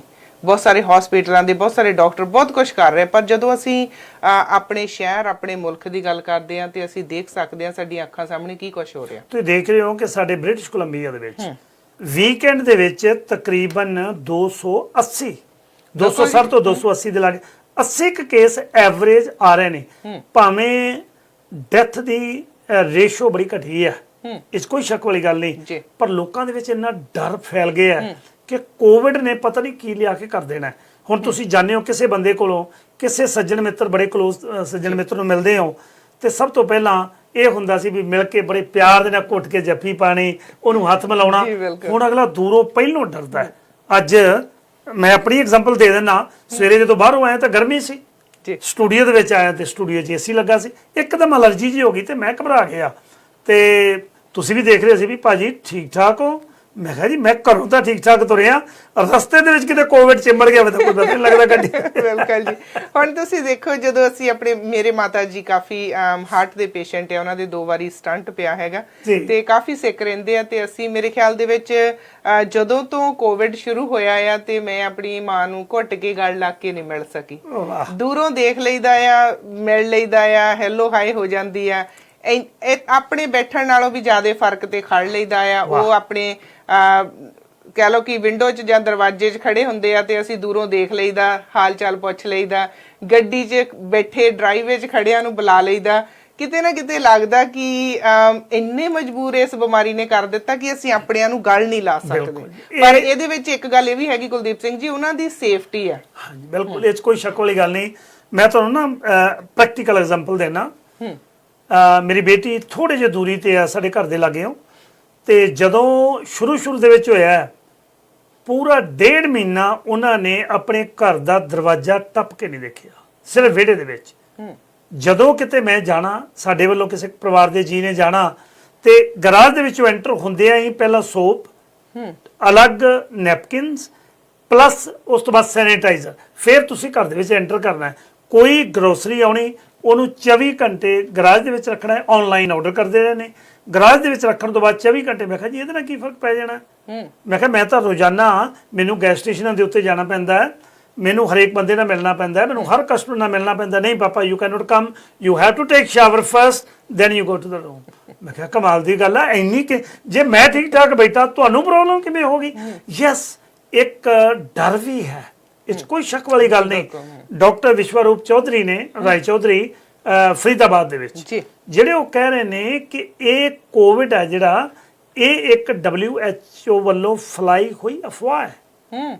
ਕਿਉਂਕਿ ਜਿਹੜੇ ਵਾਇਰਸ ਦੀ ਮੈਂ ਗੱਲ ਕਰ ਰਿਹਾ ਸਾਂ, ਪਹਿਲਾਂ ਸਪੈਨਿਸ਼ ਫਲੂ ਆਇਆ, 50 ਮਿਲੀਅਨ ਲੋਕ ਮਰੇ ਸਨ, 500 ਮਿਲੀਅਨ ਲੋਕ ਇਫੈਕਟ ਹੋਏ ਸਨ ਵਰਲਡ ਵਾਈਡ।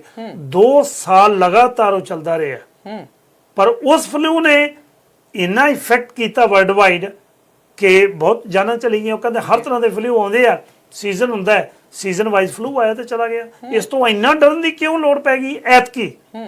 ਸਪੈਨਿਸ਼ ਫਲੂ ਵੇਲੇ ਵੀ 1918 ਦੇ ਵਿੱਚ ਲੋਕਾਂ ਦੇ ਅੰਦਰ ਇੰਨਾ ਭੈ ਤੇ ਡਰ ਨਹੀਂ ਸੀ। ਜਿੰਨਾ ਅੱਜ ਪਿਆ ਹੋਇਆ ਜੀ, ਅੱਜ ਹਰ ਵਿਅਕਤੀ ਹਰ ਵਪਾਰ ਦੇ ਉੱਤੇ ਤੁਸੀਂ ਦੇਖੋ ਵੀ ਐਜੂਕੇਸ਼ਨ ਅਦਾਰੇ ਅੱਜ ਤੱਕ ਇਸ ਤਰ੍ਹਾਂ ਬੰਦ ਨਹੀਂ ਹੋਏ। ਬਿਲਕੁਲ ਜੀ। ਬੱਸਾਂ 'ਚ ਦੇਖੋ, ਸਕਾਈ ਟ੍ਰੇਨ 'ਚ ਦੇਖੋ ਤੁਸੀਂ, ਮਾਸਕ ਉਹਨਾਂ ਨੇ ਕਰ ਦਿੱਤੇ ਆ ਕਿ ਲਾਜ਼ਮੀ ਆ ਮਾਸਕ। ਹੁਣ ਕੰਪਲਸਰੀ ਕਰ ਦਿੱਤਾ 23 ਤਰੀਕ ਤੋਂ ਬਾਅਦ ਕਿ ਤੁਹਾਨੂੰ ਮਾਸਕ ਲਾ ਕੇ ਜਾਣਾ ਪੈਣਾ ਹੈ। ਪਰ ਇੱਕ ਪਾਸੇ ਕਿਹਾ ਜਾ ਰਿਹਾ ਹੈ ਉਹਨਾਂ ਨੇ ਮਾਸਕ ਸਾੜਨ ਦੀ ਮੁਹਿੰਮ ਸ਼ੁਰੂ ਕੀਤੀ ਹੋਈ ਹੈ ਇੰਡੀਆ ਦੇ ਵਿੱਚ ਕੋਈ ਲੋਕਾਂ ਨੇ, ਕਹਿੰਦੇ ਨੋ ਮਾਸਕ ਦੇ ਨਾਲ ਤੁਸੀਂ ਇਹ ਜਿਹੜਾ ਵਾਇਰਸ ਹੈ ਉਹ ਇੰਨਾ ਬਰੀਕ ਹੈ ਕਿ ਉਹ ਵਾਇਰਸ ਦੇ ਵਿੱਚੋਂ ਵੀ ਜਾ ਸਕਦਾ, ਇਹ ਮਾਸਕ ਦੇ ਵਿੱਚੋਂ ਵੀ ਜਾ ਸਕਦਾ, ਤੁਸੀਂ ਇਹਨੂੰ ਕਿਵੇਂ ਰੋਕ ਲਓਗੇ? ਨੋ। ਪਰ ਹਰ ਬੰਦੇ ਦੀ, ਹਰ ਸਾਇੰਟਿਸਟ ਦੀ, ਹਰ ਐਜੂਕੇਟਰ ਦੀ, ਹਰ ਡਾਕਟਰ ਦੀ ਆਪਣੀ ਆਪਣੀ ਸੋਚਣੀ, ਆਪਣੀ ਆਪਣੀ ਸੋਚ ਹੈ। ਮੇਰੇ ਖਿਆਲ ਦੇ ਵਿੱਚ ਜਿੰਨਾ ਚਿਰ ਤੁਸੀਂ ਆਪਣੀ ਸਿਹਤ ਦਾ ਆਪ ਖਿਆਲ ਰੱਖਦੇ ਆ, ਆਪਣੇ ਖਾਣ ਪੀਣ ਦਾ ਧਿਆਨ ਰੱਖਦੇ ਆ, ਤੁਸੀਂ ਬਾਹਰਲੀਆਂ ਚੀਜ਼ਾਂ ਨੂੰ, ਜਿੱਦਾਂ ਕਹਿ ਲਓ ਕਿ ਹੁਣ ਉਹਨਾਂ ਨੇ ਕਿਹਾ ਕਿ ਤੁਸੀਂ ਬਾਹਰ ਜਾਂਦੇ ਆ, ਥੋੜਾ ਖਾਣ ਪੀਣ ਵੇਲੇ ਧਿਆਨ ਸਫਾਈ ਦਾ ਆਪਣਾ ਰੱਖੋ, ਆਲੇ ਦੁਆਲੇ ਦਾ, ਤੇ ਤੁਸੀਂ ਇਹੀ ਕਰ ਸਕਦੇ ਆ। ਸਪੈਸ਼ਲੀ ਜਦੋਂ ਤੁਸੀਂ ਆਪਣੇ ਆਪ ਨੂੰ ਹੈਲਦੀ ਰੱਖਦੇ ਹੋ, ਕਿਉਂਕਿ ਬਹੁਤੇ ਆਪਣੇ ਇਮਿਊਨ ਸਿਸਟਮ ਤੁਹਾਡਾ ਤਕੜਾ ਹੈ, ਕਿਉਂਕਿ ਜਦੋਂ ਤੁਸੀਂ ਪ੍ਰੋਪਰਲੀ ਐਕਸਰਸਾਈਜ਼ ਕਰਦੇ ਹੋ, ਤੁਹਾਡੀ ਡਾਈਟ ਬੜੀ ਵਧੀਆ ਹੈ, ਤੁਸੀਂ ਉਲਝਲੂਲ ਨਹੀਂ ਖਾਂਦੇ ਤੇ ਪ੍ਰੋਪਰ ਵਾਕ ਕਰਦੇ ਹੋ, ਐਕਸਰਸਾਈਜ਼ ਕਰਦੇ ਹੋ, ਆਈ ਡੋਂਟ ਥਿੰਕ ਸੋ ਕਿ ਕੋਈ ਇਹੋ ਜਿਹੀ ਗੱਲ ਹੈ ਕਰੋਨਾ ਹੋਵੇ ਭਾਵੇਂ ਕੋਈ ਹੋਰ ਤਰ੍ਹਾਂ ਦਾ ਵਾਇਰਸ ਹੋਵੇ, ਤੁਹਾਡੇ ਅੰਦਰ ਜਾਣ ਦਾ ਮਤਲਬ ਨਹੀਂ। ਇਮਿਊਨ ਸਿਸਟਮ ਤਕੜਾ ਹੋਣਾ ਬਹੁਤ ਜ਼ਰੂਰੀ ਹੈ। ਮੇਰੇ ਖਿਆਲ 2 ਦਿਨ ਦੀ ਗੱਲ ਆ, 2 ਦਿਨ ਦੀ ਸ਼ਾਇਦ ਕੱਲ ਦੀ ਗੱਲ ਆ, ਮੈਂ ਤੇ ਸਾਡੇ ਆਪਣੇ ਜੱਸੀ ਜੀ ਬੈਠੇ ਸੀ, ਅਸੀਂ ਗੱਲ ਕਰਦੇ ਸੀ, ਮੈਂ ਕਿਹਾ ਟੱਚਵੁੱਡ ਜੱਸੀ ਜੀ 6 ਮਹੀਨੇ ਹੋ ਗਏ ਮੈਨੂੰ ਕਦੇ ਕੋਈ ਫਲੂ ਨਹੀਂ ਹੋਇਆ, ਕਦੇ ਮੈਂ ਬਿਮਾਰ ਨਹੀਂ ਹੋਈ, ਮੈਨੂੰ ਬੁਖਾਰ ਨਹੀਂ ਚੜਿਆ। ਉਹ ਮੈਨੂੰ ਕਹਿੰਦੇ ਤੁਹਾਨੂੰ ਆਪਣੀ ਆਪ ਹੀ ਨਜ਼ਰ ਲੱਗ ਜਾਣੀ, ਹੁਣ ਬਸ ਆਇਆ ਹੀ ਲਓ। ਮੈਂ ਕਿਹਾ ਹੁਣ ਤੁਸੀਂ ਡਰਾ ਰਹੇ ਆ ਮੈਨੂੰ? ਨਜ਼ਰ ਵੀ ਲੱਗਦੀ ਹੁੰਦੀ ਹੈ, ਪਤਾ ਨਹੀਂ, ਉਹਨਾਂ ਨੇ ਮੈਨੂੰ ਕਿਹਾ ਸੀ, ਕਹਿੰਦੇ ਵੀ ਹੁਣ ਤੁਸੀਂ ਇਹ ਕਹਿ ਰਹੇ ਆ ਵੀ ਤੁਸੀਂ ਬਿਮਾਰ ਹੋਏ ਨਹੀਂ, ਪਰ ਤੁਸੀਂ ਹੋਏ ਲਓ। ਮੈਂ ਕਿਹਾ ਇਦਾਂ ਕਿੱਦਾਂ? ਕਹਿੰਦੇ ਵੀ ਹੁਣ ਤੁਸੀਂ ਬੁਲਾ ਰਹੇ ਆ ਨਾ ਬਿਮਾਰੀ ਨੂੰ ਵੀ 6 ਮਹੀਨੇ ਹੋਏ, ਤੂੰ ਆਈ ਨਹੀਂ ਮੇਰੇ ਤੱਕ, ਆ ਜਾ। ਪਰ ਟੱਚਵੁੱਡ ਸੱਚੀ ਵਾਹਿਗੁਰੂ ਦਾ ਸ਼ੁਕਰ ਆ ਇਸ ਸਾਲ ਆ ਜਿਹੜਾ ਹੁਣ ਸਮਰ ਦੇ ਵਿੱਚ ਆ, ਨਹੀਂ ਤੇ ਜਿਉਂ ਵੈਦਰ ਚੇਂਜ ਹੁੰਦਾ ਆ, ਜਦੋਂ ਥੋੜੀ ਜਿਹੀ ਜ਼ਿਆਦਾ ਗਰਮੀ ਹੁੰਦੀ ਆ ਜਾਂ ਜਦੋਂ ਥੋੜਾ ਜਿਹਾ ਘਾਹ ਕੋਈ ਕੱਟ ਰਿਹਾ ਹੁੰਦਾ, ਤੇ ਮੈਂ ਉਹ ਹੱਲੇ ਮਸ਼ੀਨ ਦੀ ਆਵਾਜ਼ ਮਗਰੋਂ ਮੇਰੇ ਕੰਨਾਂ ਤੱਕ ਪਹੁੰਚਦੀ ਆ ਤੇ ਮੈਂ 20 25 ਛਿੱਕਾਂ ਮਾਰਨੀਆਂ ਸ਼ੁਰੂ ਕਰ ਦਿੰਦੀ ਆ। ਵਾਹ, ਟੱਚ ਵੁੱਡ ਦਾ ਮਤਲਬ ਨਹੀਂ ਸਮਝ ਆਈ ਮੈਨੂੰ, ਇਹ ਕੀ ਹੁੰਦਾ ਜੀ? ਮੈਨੂੰ ਥੋੜਾ ਜਿਹਾ, ਕਿਉਂਕਿ ਹੁਣ ਕੁਦਰਤੀ ਖੜੇ ਹੋ ਤੁਸੀਂ ਟੱਚ ਵੁੱਡ ਕਿਹਾ, ਮੈਨੂੰ ਪਤਾ ਨਹੀਂ ਲੱਗਾ ਟੱਚ ਵੁੱਡ ਤੋਂ ਭਾਵ ਕੀ। ਸਾਡੀਆਂ ਬੀਬੀਆਂ ਨਹੀਂ ਕਹਿੰਦੀਆਂ ਹੁੰਦੀਆਂ ਜਦੋਂ ਕੋਈ ਗੱਲ ਹੋਵੇ ਕਹਿਣਾ ਰੱਬ ਨਾ ਕਰੇ ਵੀ ਏਦਾਂ ਨਾ ਹੀ ਹੋਵੇ। ਅੱਛਾ, ਰੱਬ ਨਾ ਕਰੇ, ਇਹ ਗੋਰੇ ਵਾਲਾ ਹੋ ਗਿਆ ਨਾ ਵੀ ਟੱਚ ਵੁੱਡ। ਸਾਡੇ ਨਾਲ ਕਾਲਰ ਹੈ ਜੀ ਇੱਕ। ਸਵਾਗਤ ਹੈ ਜੀ ਤੁਹਾਡਾ ਸਾਂਝਾ ਟੀਵੀ ਤੇ। ਸਤਿ ਸ਼੍ਰੀ ਅਕਾਲ ਜੀ। ਹਾਂਜੀ, ਮੈਂ ਡਾਕਟਰ ਜਗਦੀਪ ਸਿੰਘ ਬੋਲ ਰਿਹਾ ਜੀ। ਭੈਣ ਜੀ ਤੇ ਕੁਲਦੀਪ ਸਿੰਘ ਹੋਰਾਂ ਨੂੰ ਵਾਹਿਗੁਰੂ ਜੀ ਕਾ ਖਾਲਸਾ, ਵਾਹਿਗੁਰੂ ਜੀ ਕੀ ਫਤਿਹ। ਡਾਕਟਰ ਸਾਹਿਬ, ਬੜਾ ਵਧੀਆ ਵਿਸ਼ੇ ਸੀ ਤੁਹਾਡਾ, purpose of Covid the education ਦੇ ਉੱਤੇ ਕੀ ਅਸਰ ਹੈ, ਕੀ ਇੰਪੈਕਟ ਹੈ। ਥੋੜੀ ਜਿਹੀ ਪਿਛੋਕੜ ਦੇ ਸਾਨੂੰ ਜਾਣਾ ਪਏਗਾ ਕਿ ਸਾਡੀ ਜਿਹੜਾ ਐਜੂਕੇਸ਼ਨ ਸਿਸਟਮ ਸਾਰੀ ਦੁਨੀਆ ਵਿੱਚ ਪਹਿਲੇ ਡਿਜ਼ਾਈਨ ਹੋਇਆ, ਉਹ ਟ੍ਰੇਨਿੰਗ ਦੇ ਉੱਤੇ ਡਿਜ਼ਾਈਨਡ ਹੈ ਜੀ। It is not on creativity. Education system ਦਾ ਮੇਨ ਪਰਪਸ ਸੀ ਕਿ ਅਸੀਂ ਕੋਈ ਨਾ ਕੋਈ ਪ੍ਰੋਫੈਸ਼ਨ ਲੈ ਕੇ ਤੇ ਆਪਣੀ ਇਨਕਮ ਨੂੰ ਵਧਾਉਣਾ ਜੀ। ਇਹ ਜਿਹੜਾ ਪਰਪਸ ਆਫ ਐਜੂਕੇਸ਼ਨ ਹੈ, ਕੋਵਿਡ ਨੇ ਕਲੀਅਰ ਕੀਤਾ ਕਿ ਇਹ that is not exactly the purpose of education ਜੀ। The purpose of education has to be creativeness and humanism. Okay. ਜਿਹੜਾ ਹਿਊਮਨਿਜ਼ਮ ਪਾਰਟ ਸੀਗਾ, ਅਸੀਂ ਉਹ ਆਪਣੀਆਂ ਐਜੂਕੇਸ਼ਨ ਯੂਨੀਵਰਸਿਟੀਆਂ ਤੋਂ, ਤੁਸੀਂ ਧਿਆਨ ਨਾਲ ਦੇਖੋ, ਤੇ ਸਾਰਾ ਕਮਰਸ਼ੀਅਲ ਕਰ ਦਿੱਤਾ ਜੀ। ਅਸੀਂ ਸਾਰੇ ਅਦਾਰੇ, ਭਾਵੇਂ ਪ੍ਰਾਈਵੇਟ ਸਕੂਲ ਹੈ ਭਾਵੇਂ ਗਵਰਨਮੈਂਟ ਸਕੂਲ ਹੈ, ਥਰਡ ਵਰਲਡ ਕੰਟਰੀਜ਼, ਜੋ ਮਰਜ਼ੀ ਅਸੀਂ ਕਹੀਏ, ਅਸੀਂ ਸਾਰਿਆਂ ਨੂੰ ਕਮਰਸ਼ੀਅਲਾਈਜੇਸ਼ਨ ਦੇ ਸਰਕਲ ਦੇ ਵਿੱਚ ਬੰਨਿਆ ਹੋਇਆ ਸੀ ਜੀ। ਉਹ ਜਿਹੜੇ ਕਮਰਸ਼ੀਅਲਾਈਜੇਸ਼ਨ ਹੋਣ ਕਰਕੇ ਅਸੀਂ ਇੱਕ ਇਨਸਾਨ ਨਹੀਂ ਸੀ ਬਣਾ ਰਹੇ, ਅਸੀਂ ਇਹ ਬਣਾ ਰਹੇ ਸੀ ਕਿ ਪੈਸੇ ਇਕੱਠੇ ਕਿੱਦਾਂ ਕਰਨੇ ਆ, ਮਟੀਰੀਅਲਿਸਟਿਕ ਵਰਲਡ ਕਿੱਦਾਂ ਬਣਾਉਣਾ ਜੀ। ਇਹ ਜਿਹੜਾ ਕੋਵਿਡ ਹੈ, ਇਹਨੇ ਇੱਕ ਸਾਰੀ ਦੁਨੀਆ 'ਚ ਇੱਕ ਨਵੀਂ ਬਹਿਸ ਸ਼ੁਰੂ ਕੀਤੀ ਹੈ ਕਿ ਕੀ ਅਸੀਂ ਮਟੀਰੀਅਲਿਸਟਿਕ ਵਰਲਡ ਵੱਲ ਜਾਣਾ ਔਰ ਐਜੂਕੇਸ਼ਨ ਉਧਰ ਨੂੰ ਜਾਣੀ ਚਾਹੀਦੀ ਹੈ ਕਿ ਹਿਊਮਨਿਜ਼ਮ ਵੱਲ ਜਾਣੀ ਚਾਹੀਦੀ ਹੈ। ਉਹ ਕ੍ਰੀਏਟਿਵਨੈਸ ਵਿੱਚ ਆਉਣੀ ਚਾਹੀਦੀ ਹੈ ਤੇ ਸਾਇੰਟਿਫਿਕ ਵੱਲ ਆਉਣੀ ਚਾਹੀਦੀ ਹੈ ਕਿ ਅਸੀਂ ਭਾਵੇਂ ਇਹ ਇੱਕ ਟੈਂਪਰਰੀ ਫੇਜ਼ ਹੈ, ਆਨਲਾਈਨ ਟ੍ਰੇਨਿੰਗ ਫਲਾਣਾ, ਇਹ these are all temporary phases. This will fizzle out within 1 year. 1 ਸਾਲ, 1.5 ਸਾਲ, 2 ਸਾਲ, ਇਹ ਸਾਰੀਆਂ ਖਤਮ ਹੋ ਜਾਣਗੀਆਂ। ਪਰ ਜਿਹੜੀ ਓਵਰਆਲ ਐਜੂਕੇਸ਼ਨ ਪਾਲਿਸੀ ਹੈ, ਸਾਰੇ ਹੁਣ ਬੈਠ ਕੇ ਇਹੀ ਸੋਚਦੇ ਪਏ ਆ ਕਿ ਜਿਹੜੀ ਪਾਲਿਸੀਜ਼ ਆ they should be concentrated more instead of materialistic world ਐਸ ਤੋਂ ਕੱਢ ਕੇ ਅਸੀਂ ਇਨਸਾਨ ਅੱਛਾ ਕਿੱਦਾਂ ਬਣਾਉਣਾ ਔਰ ਇਨਵਾਇਰਮੈਂਟ ਵਿੱਚ ਹੋਰ ਪਾਸਿਆਂ ਵਿੱਚ ਜਿਹੜੀਆਂ ਇਗਨੋਰ ਹੋਈਆਂ ਚੀਜ਼ਾਂ ਉਹਨਾਂ ਨੂੰ ਕਿੱਦਾਂ ਅਸੀਂ ਵਾਪਸ ਲਿਆਉਣਾ। ਅੱਛਾ ਡਾਕਟਰ ਸਾਹਿਬ ਸੋਚਦਾ ਕਿ ਕੋਵਿਡ ਹਾਂਜੀ ਜੀ ਜਾਰੀ ਰੱਖੋ ਤੁਸੀਂ ਥੋੜਾ ਜਿਹਾ। ਹਾਂਜੀ ਮੇਰੇ ਬਾਅਦ ਚ ਮੇਰਾ ਸਵਾਲ ਹੈ ਹਾਂ Covid is a boom for educationist for humanism ਤੇ ਜਿੱਦਾਂ ਬਾਣੀ ਵਿੱਚ ਇੱਕ ਅੱਛਾ ਇਨਸਾਨ ਬਣਨ ਦੀ ਐਜੂਕੇਸ਼ਨ ਦਿੱਤੀ ਗਈ ਹੈ ਕਿ ਜਿਹੜੀ ਕੰਪਲੀਟ ਇਨਸਾਨੀਅਤ ਦੀ ਐਜੂਕੇਸ਼ਨ ਹੈ ਜੀ ਕਿੱਦਾਂ ਆਪਸ ਵਿੱਚ ਕੋਆਪਰੇਟ ਕਰਨਾ ਹੈ ਕਿੱਦਾਂ ਇੱਕ ਦੂਜੇ ਦੀ ਮਦਦ ਕਰਨੀ ਹੈ ਕਿੱਦਾਂ ਬਾਕੀ ਚੀਜ਼ਾਂ ਨੂੰ ਵੀ ਜਿਹੜੀ ਕਾਇਨਾਤ ਨੂੰ ਹੈ ਉਹਨੂੰ ਵੀ ਕਿੱਦਾਂ ਬੈਲੈਂਸ ਕਰਨਾ ਹੈ ਕੋਵਿਡ ਨੇ ਸਾਰਿਆਂ ਨੂੰ ਇੱਕ ਇਹ ਅਕਲ ਦੇਣ ਦੀ ਕੰਮ ਕੀਤਾ ਜੀ। ਮੈਂ ਏਦਾਂ ਮਹਿਸੂਸ ਕਰਦਾ education will definitely change education change ਹੋ ਕੇ ਹੁਣ ਦੂਜੇ ਪਾਸੇ ਜਾਏਗੀ। ਤੁਸੀਂ ਸਿਰਫ ਇਕਨੋਮਿਕ GDP ਫਿਗਰ ਤੇ ਫਲਾਰੀਆਂ ਫਿਗਰ ਸ਼ਾਇਦ ਸਾਨੂੰ ਅੱਜ ਤੋਂ 20-25 ਸਾਲ ਬਾਅਦ ਇਹ ਫਿਗਰਸ ਨਾ ਹੋਣ ਇੰਡੈਕਸਿਸ ਦੀ ਹੋਰ ਹੋਣ ਵੇਖਣ ਲਈ। ਬਿਲਕੁਲ ਡਾਕਟਰ ਸਾਹਿਬ ਜਿਵੇਂ ਤੁਸੀਂ ਐਜੂਕੇਸ਼ਨ ਨਾਲ ਸੰਬੰਧਿਤ ਤੋਂ ਤੁਸੀਂ ਆਪ ਪੜ੍ਹਾਇਆ ਹੈ ਬਹੁਤ ਕੁਝ ਤੁਸੀਂ ਪੜ੍ਹਿਆ ਬੜੀ ਖੋਜ ਕੀਤੀ ਹੈ ਰਿਸਰਚ ਕੀਤੀ ਹੈ ਜਿਹੜੀ ਆਨਲਾਈਨ ਐਜੂਕੇਸ਼ਨ ਹੈ ਤੇ ਪ੍ਰੈਕਟੀਕਲ ਫਿਜ਼ੀਕਲ ਐਜੂਕੇਸ਼ਨ ਹੈ ਇਹਦੇ ਵਿੱਚ ਤੁਹਾਨੂੰ ਲੱਗਦਾ ਇੰਪੈਕਟ ਪਏਗਾ ਕੋਈ ਫਰਕ ਪਏਗਾ ਸਮਝਣ ਦੇ ਵਿੱਚ? ਇਹ ਮਾਨਸਿਕ ਰੂਪ ਵਿੱਚ ਅਸਤੇ ਬਹੁਤ ਫਰਕ ਪੈਣਾ। ਹਾਂਜੀ ਆਹ ਸਵਾਲ ਸੀ ਕਿਉਂਕਿ ਜਦੋਂ ਇੱਕ ਚੀਜ਼ ਅਸੀਂ ਸਾਰੇ ਜਣੇ ਭੁੱਲ ਜਾਂਦੇ ਹਾਂ ਕਿ ਟੀਮ ਬਿਲਡਿੰਗ ਜਿਹੜੀ ਹੈ ਉਹ ਇੱਕ ਬਹੁਤ ਇੰਪੋਰਟੈਂਟ ਹੈ ਸੁਸਾਇਟੀ ਦੇ ਵਿੱਚ ਜੀ। ਈਵਨ ਫੈਮਿਲੀ ਦੀ ਬਿਲਡਿੰਗ ਜਿਹੜੀ ਹੈ ਉਹ ਵੀ ਟੀਮ ਵਰਕ ਹੈ। ਹਸਬੈਂਡ ਵਾਈਫ ਵੀ ਜਦੋਂ ਬਣਦੇ ਆ ਅਸੀਂ ਇੱਕ ਟੀਮ ਬਣਦੇ ਹਾਂ ਜੀ। ਤੇ ਜਿਹੜੀ ਆਨਲਾਈਨ ਟ੍ਰੇਨਿੰਗ ਹੈ ਉਹ ਟੀਮ ਬਿਲਡਿੰਗ ਨੂੰ ਤੋੜਦੀ ਹੈ। ਓਕੇ ਉਹ ਟੀਮ ਬਿਲਡਿੰਗ ਵਿੱਚ ਤੁਸੀਂ ਘਰ ਇਕੱਲੇ ਬੈਠ ਕੇ ਤੇ ਪੜ੍ਹ ਜ਼ਰੂਰ ਲੋਗੇ ਕਰ ਲੋਗੇ ਪਰ ਤੁਸੀਂ ਜਿਹੜਾ ਬਾਕੀਆਂ ਨਾਲ ਇੰਟਰੈਕਟ ਕਰਨਾ ਆਪਣੇ ਸਟੂਡੈਂਟਸ ਨਾਲ ਦੇਖਣਾ ਤੁਸੀਂ ਬਚਪਨ ਵਿੱਚ ਇੱਕ ਦੂਜੇ ਨਾਲ ਰੋਟੀ ਸ਼ੇਅਰ ਕਰਦੇ ਸੀ ਕਈ ਕੁਝ ਕਰਦੇ ਸੀ ਉਹ ਜਿਹੜਾ ਪਿਆਰ ਹੈ ਜਿਹੜਾ ਪਰਸਪਰ ਆਪਸ ਵਿੱਚ ਤੁਹਾਡਾ ਇੱਕ ਦੂਜੇ ਨਾਲ ਰਿਲੇਸ਼ਨਸ਼ਿਪ ਹੈ ਇੰਟਰ ਰਿਲੇਸ਼ਨਸ਼ਿਪ ਹੈ ਉਹ ਕਿੱਥੋਂ ਲਿਆਓਗੇ? ਵਾਓ ਬਿਲਕੁਲ ਇਹ ਬੜਾ ਇਫੈਕਟ ਕਰੇਗੀ ਵੈਸੇ ਬਲਜਿੰਦਰ ਜੀ ਕਿਉਂਕਿ ਜਦੋਂ ਆਨਲਾਈਨ ਨਾਲ ਇਸ ਚੀਜ਼ ਦੇ ਉੱਤੇ ਸੁਸਾਇਟੀ ਦੇ ਉੱਤੇ ਇਹ ਚੀਜ਼ਾਂ ਦਾ ਇਫੈਕਟ ਪੈਂਦਾ ਬੜਾ ਇਫੈਕਟ ਪਏਗਾ ਔਰ ਜਿਹੜੇ ਬੱਚੇ ਇਹਦੇ ਵਿੱਚੋਂ ਅੱਗੇ ਨਿਕਲਣਗੇ ਜਦੋਂ ਵੱਡੇ ਹੋਣਗੇ they will be of a different attitude and different aptitude ਉਹ ਦੋਨਾਂ ਦਾ ਡਿਫਰੈਂਟ ਹੋਏਗਾ ਜੀ। ਔਰ ਜਿਹੜੇ ਅਸੀਂ ਪੁਰਾਣੇ ਬੰਦੇ ਬੈਠੇ ਆ ਅਸੀਂ ਫੀਲ ਕਰਾਂਗੇ ਕਿ ਇਹ ਸਾਡੇ ਵਾਂਗਣ ਕਿਉਂ ਨਹੀਂ ਬਿਹੇਵ ਕੀਤੇ ਅਸੀਂ ਇਹ ਭੁੱਲ ਜਾਵਾਂਗੇ ਕਿ ਇਹਨਾਂ ਦੀ ਆਨਲਾਈਨ ਟ੍ਰੇਨਿੰਗ ਹੋਈ ਇਹਨਾਂ ਤੇ ਇਹ ਚੀਜ਼ਾਂ ਸਿਖਾਈਆਂ ਹੀ ਨਹੀਂ ਗਈਆਂ ਕਿਉਂਕਿ ਆਨਲਾਈਨ ਟ੍ਰੇਨਿੰਗ ਦੇ ਵਿੱਚ ਜਿਹੜੀਆਂ ਚੀਜ਼ਾਂ ਤੁਸੀਂ ਫਿਜ਼ੀਕਲੀ ਪਰਸਨਲ ਕੰਟੈਕਟ ਨਾਲ ਸਿਖਾਣੀਆਂ ਨੇ ਉਹ ਆਨਲਾਈਨ ਮੈਨੂੰ ਲੱਗਦਾ ਨਹੀਂ ਸਿਖਾ ਸਕਦੇ ਬੜਾ ਵੱਡਾ ਇੰਪੈਕਟ ਪਏਗਾ ਆਉਣ ਵਾਲੇ ਸਮੇਂ ਦੇ ਜਿਹੜੇ ਬੱਚੇ ਐਜੂਕੇਸ਼ਨ ਲੈਣਗੇ ਜੇ ਇਸੇ ਤਰ੍ਹਾਂ ਆਨਲਾਈਨ ਥੋੜਾ ਜਿਹਾ ਹੋਰ ਲੰਮਾ ਸਮਾਂ ਰਿਹਾ ਤੇ ਇਹਦਾ ਬਹੁਤ ਇਫੈਕਟ ਪਏਗਾ। ਬਹੁਤ ਬਹੁਤ ਡਾਕਟਰ ਸਾਹਿਬ ਤੁਹਾਡਾ ਧੰਨਵਾਦ ਤੁਸੀਂ ਸਮਾਂ ਕੱਢ ਕੇ ਬਹੁਤ ਵਧੀਆ ਨਿਕ ਸਲਾਹ ਦਿੱਤੀ ਹੈ ਜੀ। ਥੈਂਕ ਯੂ ਜੀ। ਥੈਂਕ ਯੂ ਬਹੁਤ ਧੰਨਵਾਦ।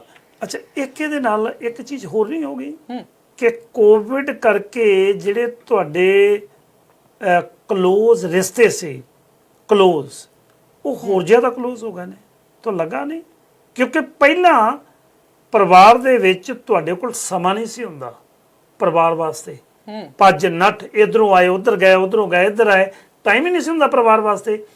ਕੋਵਿਡ ਨੇ ਪਰਿਵਾਰਾਂ ਨੂੰ ਇੱਕ ਵਾਰੀ ਇਕੱਠੇ ਕਰ ਦਿੱਤਾ ਕਿ ਜਿਹੜੇ ਪਰਿਵਾਰ ਦੇ ਵਿੱਚੋਂ ਜੀ ਕਿਉਂਕਿ ਪਹਿਲਾ ਜਿਹੜਾ ਮਹੀਨਾ ਡੇਢ ਮਹੀਨਾ ਨਿਕਲਿਆ ਉਹਨੇ ਪਰਿਵਾਰਾਂ ਨੂੰ ਇੰਨਾ ਕੁ ਜੋੜਿਆ ਜਿਹੜੇ ਪਰਿਵਾਰ ਦੇ ਜੀ ਕਦੇ ਟਾਈਮ ਨਹੀਂ ਸਨ ਦਿੰਦੇ ਉਹ ਪਰਿਵਾਰ ਦੇ ਵਿੱਚ ਟਾਈਮ ਦੇਣ ਲੱਗ ਪਏ। ਪਰ ਜਦੋਂ ਅਸੀਂ ਇਹ ਵੀ ਸੋਚਦੇ ਹਾਂ ਕਿ ਜੋੜਿਆ ਦੂਜੇ ਪਾਸੇ ਜਦੋਂ ਅਸੀਂ ਮੈਂ ਇੱਕ ਹੋਰ ਕਿਸੇ ਨਾਲ ਗੱਲ ਕਰ ਰਹੀ ਸੀ ਉਹ ਕਹਿੰਦੇ ਕਿ ਕੰਪਲੇਂਟਸ ਬਹੁਤ ਗਈਆਂ ਡੋਮੈਸਟਿਕ ਵਾਇਲੈਂਸ ਦੀਆਂ। ਓਕੇ ਕਹਿੰਦੇ ਕਿ ਹੁਣ ਇੱਕ ਪਤੀ ਬਾਹਰ ਕੰਮ ਕਰ ਰਿਹਾ ਕਿਤੇ ਦੂਰ ਪਤਨੀ ਘਰ ਬੱਚੇ ਸਾਂਭ ਰਹੀ ਹੈਗੀ ਆ ਤੇ ਹੁਣ ਸਾਰਾ ਕੁਝ ਬੰਦ ਹੋ ਗਿਆ ਕੰਮਕਾਰ ਬੰਦ ਹੋ ਗਿਆ ਪਤੀ ਵੀ ਘਰ ਆ ਪਤਨੀ ਵੀ ਘਰ ਆ ਬੱਚੇ ਵੀ ਘਰ ਆ ਤੇ ਬੱਚੇ ਤਾਂ ਬੜੇ ਲੰਬੇ ਸਮੇਂ ਤੋਂ ਘਰ ਆ ਹੁਣ ਬਹੁਤ ਜ਼ਿਆਦਾ ਫਰਸਟ੍ਰੇਟਡ ਹੋ ਰਹੇ ਨੇ ਫਰਸਟ੍ਰੇਟਡ ਹੋ ਰਹੇ ਬੱਚੇ ਬਹੁਤ ਸਾਰੀਆਂ ਭੈਣਾਂ ਇਹ ਕਹਿ ਰਹੀਆਂ ਕਿ ਹੁਣ ਤੇ ਸਾਡੇ ਜਿੱਦਾਂ ਕਹਿ ਲਓ ਕਿ ਹੱਥ ਖੜੇ ਕਰਾਤੇ ਬੱਚਿਆਂ ਨੇ, ਕਿਉਂਕਿ ਬੱਚੇ ਘਰ 'ਚ ਹੀ ਰਹਿੰਦੇ ਸਾਰਾ ਦਿਨ। ਬਿਲਕੁਲ, ਹਾਂਜੀ। ਇੱਕ ਫੁੱਲ ਟਾਈਮ ਅੱਗੇ ਹੁੰਦਾ ਸੀ, ਮਾਂ ਸਵੇਰੇ ਕੰਮ ਕਰਦੀ ਆ, ਘਰ ਦਾ ਕੰਮ ਕੀਤਾ, ਬੱਚਾ ਸਕੂਲ ਛੱਡਿਆ, ਨਹੀਂ ਵੀ ਉਹ ਬਾਹਰ ਕੰਮ ਕਰਦੀ, ਉਹ ਆਪਣੇ ਹੋਰ ਘਰ ਦੇ ਕੰਮ ਕਰ ਸਕਦੀ। ਹੁਣ ਬੱਚੇ ਸਾਰਾ ਦਿਨ ਘਰ 'ਚ ਰਹਿਣੇ ਆ, ਸਾਰਾ ਦਿਨ ਉਹਨਾਂ ਨੇ ਬੱਚਿਆਂ ਦੀ ਵੀ ਦੇਖ ਰੇਖ ਕਰਨੀ ਹੈਗੀ ਆ। ਸੋ ਸਾਵੇਂ ਤੁਸੀਂ ਸਕੂਲ ਦੇ ਵਿੱਚ ਲੰਚ ਦੇ ਕੇ ਬੱਚੇ ਨੂੰ ਭੇਜ ਦਿੱਤਾ, ਤੁਸੀਂ ਸੁਰਖਰੂ ਆ, ਸਾਰਾ ਦਿਨ ਤੁਹਾਡੇ ਕੋਲ ਆ, ਤੇ ਹੁਣ ਬੱਚਾ ਘਰ 'ਚ ਆ, ਬ੍ਰੇਕਫਾਸਟ ਵੀ ਤੁਸੀਂ ਦੇਣਾ, ਲੰਚ ਵੀ ਤੁਸੀਂ ਦੇਣਾ, ਪੜਾਉਣਾ ਵੀ ਤੁਸੀਂ, ਆਨਲਾਈਨ ਸਟੱਡੀ 'ਚ ਵੀ ਤੁਸੀਂ ਹੈਲਪ ਕਰਨੀ, ਘਰ ਦੇ ਕੰਮ ਵੀ ਤੁਸੀਂ ਕਰਨੇ ਆ, ਬਾਹਰ ਗਰੋਸਰੀ ਲੈਣ ਵੀ ਤੁਸੀਂ ਜਾਣਾ, ਤੇ ਸੈਨੀਟਾਈਜ਼ ਹੋਰ ਘਰ ਦੇ ਵੀ ਸਾਰੇ ਖਿਆਲ ਤੁਸੀਂ ਰੱਖਣੇ। ਸੋ ਉਹਨਾਂ ਦਾ ਕੰਮ ਵੱਧ ਗਿਆ। ਨਹੀਂ, ਸੋ ਕਿਸੇ ਨਾ ਕਿਸੇ ਤਰ੍ਹਾਂ ਕਈਆਂ ਪਰਿਵਾਰਾਂ ਦੇ ਵਿੱਚ ਇਹ ਗੱਲਾਂ ਵੀ ਬੜੀਆਂ ਸਾਹਮਣੇ ਵੱਧ ਕੇ ਆਈਆਂ। ਜਿੱਥੇ ਕੰਮ ਵਧਿਆ ਤੁਸੀਂ ਦੱਸ ਰਹੇ ਹੋ ਕਿ ਕਈ ਪਰਿਵਾਰਾਂ ਦੇ ਵਿੱਚ ਡੋਮੈਸਟਿਕ ਵਾਇਲੈਂਸ ਵਧਿਆ, ਵਾਇਲੈਂਸ ਬਹੁਤ ਵਧੀ ਪਰ ਹੈ। ਉਹਦੇ ਨਾਲ ਨਾਲ ਤੁਸੀਂ ਇਹ ਦੇਖੋ ਵੀ ਡੋਮੈਸਟਿਕ ਪਿਆਰ ਵੀ ਤਾਂ ਵਧਿਆ। ਦੋਨੇ ਪੱਖ ਨੇ। ਦੋਨੇ ਜਿਹੜੇ ਹਸਬੈਂਡ ਨੇ ਕਦੇ ਆਪਣੀ ਘਰਵਾਲੀ ਨੂੰ ਟਾਈਮ ਹੀ ਨਹੀਂ ਸੀ ਦਿੱਤਾ, ਕਹਿੰਦੇ ਸ਼ੈਫ ਬੜੇ ਵਧੀਆ ਬਣ ਗਏ, ਕੁਕਿੰਗ ਬੜੀ ਵਧੀਆ ਕੀਤੀ ਉਹਨਾਂ ਨੇ। ਕੋਵਿਡ ਦੇ ਚੱਲਦੇ ਆ ਕੁਕਿੰਗ ਦੇ ਟੈਲੈਂਟ ਬੜੇ ਬਾਹਰ ਸਾਹਮਣੇ ਆਏ। ਕੁਕਿੰਗ ਦਾ ਤਾਂ ਮੈਨੂੰ ਪਤਾ ਨਹੀਂ ਜੀ, ਮੈਨੂੰ ਇੰਨਾ ਕੁ ਪਤਾ ਹੈ ਕਿ ਮੈਨੂੰ ਖੇਤੀਬਾੜੀ ਕਰਨ ਦਾ ਟਾਈਮ ਮਿਲ ਗਿਆ। ਪਹਿਲੇ 3 ਹਫ਼ਤੇ ਮੈਨੂੰ ਬੱਚਿਆਂ ਨੇ ਘਰੋਂ ਬਾਹਰ ਨਹੀਂ ਨਿਕਲਣ ਦਿੱਤਾ, ਕਹਿੰਦੇ ਪਾਪਾ ਬਿਲਕੁਲ ਤੁਸੀਂ ਨਹੀਂ ਜਾ ਸਕਦੇ। ਸੋ ਆਪਣੀ ਗਾਰਡਨ ਲਾਈ ਤੁਸੀਂ? ਮੈਂ ਆਪਣੇ ਵੱਲੋਂ ਇਹ ਸੀ ਕਿ ਮੈਂ ਗਾਰਡਨ ਤਿਆਰ ਕੀਤਾ ਪਿੱਛੇ, ਔਰ ਸਬਜ਼ੀਆਂ ਤਿਆਰ ਕੀਤੀਆਂ, ਜਿਹੜੀਆਂ ਕਿ ਹੁਣ ਇਸ ਵੇਲੇ, ਕਿਉਂਕਿ ਤਕਰੀਬਨ ਮਾਰਚ ਦੇ ਵਿੱਚ ਤੇ ਪੂਰੇ ਯੂਰਪ ਤੇ ਆ ਗਿਆ ਸੀ, ਮਾਰਚ ਤੋਂ ਲੈ ਕੇ ਹੁਣ ਤੱਕ ਤਾਂ ਵਾਧੂ ਸਬਜ਼ੀਆਂ, ਫਰੂਟਸ, ਤੁਹਾਨੂੰ ਸੈਲਡ ਘਰੇ ਵਾਧੂ ਮਿਲਦਾ ਹੈ, ਕਿਉਂਕਿ ਤੁਸੀਂ ਆਪਣੇ ਹੱਥਾਂ ਨਾਲ ਬੀਜਿਆ, ਤੁਹਾਡਾ ਪਿਆਰ ਵੱਧਦਾ ਹੈ। ਇੱਕ ਤਾਂ ਘਰ ਦੇ ਵਿੱਚ ਸਭ ਤੋਂ ਵੱਡੀ ਗੱਲ ਇਹ ਮਿਲੀ ਕਿ ਘਰ ਨੂੰ ਉਹ ਚੀਜ਼ਾਂ ਜਿਹੜੀਆਂ ਘਰ ਦੇ ਵਿੱਚ ਕਦੇ 20 ਸਾਲ ਤੋਂ ਵਰਤੀਆਂ ਨਹੀਂ ਸੀ, ਉਹਨਾਂ ਨੂੰ ਘਰੋਂ ਬਾਹਰ ਕੱਢ ਕੇ ਗਰਾਜ 'ਚ ਰੱਖਣ ਜੋਗਾ ਟਾਈਮ ਤੁਹਾਨੂੰ ਮਿਲ ਗਿਆ, ਕਲੀਨ ਅਪ ਕਰਨ ਦਾ ਤੁਹਾਨੂੰ ਟਾਈਮ ਮਿਲ ਗਿਆ। ਯਾਨੀ ਕਿ ਕੁਦਰਤ ਨੇ ਇੱਕ ਇਹੋ ਜਿਹਾ ਪ੍ਰਕਿਰਿਆ ਚਲਾਈ ਜਿਹਦੇ ਨਾਲ ਜਿਹੜਾ ਮਨੁੱਖ 24 ਘੰਟੇ ਰੁੱਝਾ ਹੋਇਆ ਸੀ, ਜਿਹਦੇ ਕੋਲ ਆਪਣੇ ਜੋਗਾ ਟਾਈਮ ਨਹੀਂ ਸੀ, ਅੱਜ ਉਹ ਆਪਣੇ ਪਰਿਵਾਰ ਲਈ ਵੀ ਟਾਈਮ ਕੱਢ ਰਿਹਾ, ਉਹ ਆਪਣੇ ਘਰ ਲਈ ਵੀ ਟਾਈਮ ਕੱਢ ਰਿਹਾ, ਤੇ ਆਪਣੇ ਆਪ ਲਈ ਵੀ ਟਾਈਮ ਕੱਢ ਰਿਹਾ। ਉਹਨੂੰ ਸੋਚਣ ਦਾ ਸਮਾਂ ਮਿਲ ਰਿਹਾ ਕਿ ਮੈਂ ਕਰਨਾ ਕੀ ਸੀ।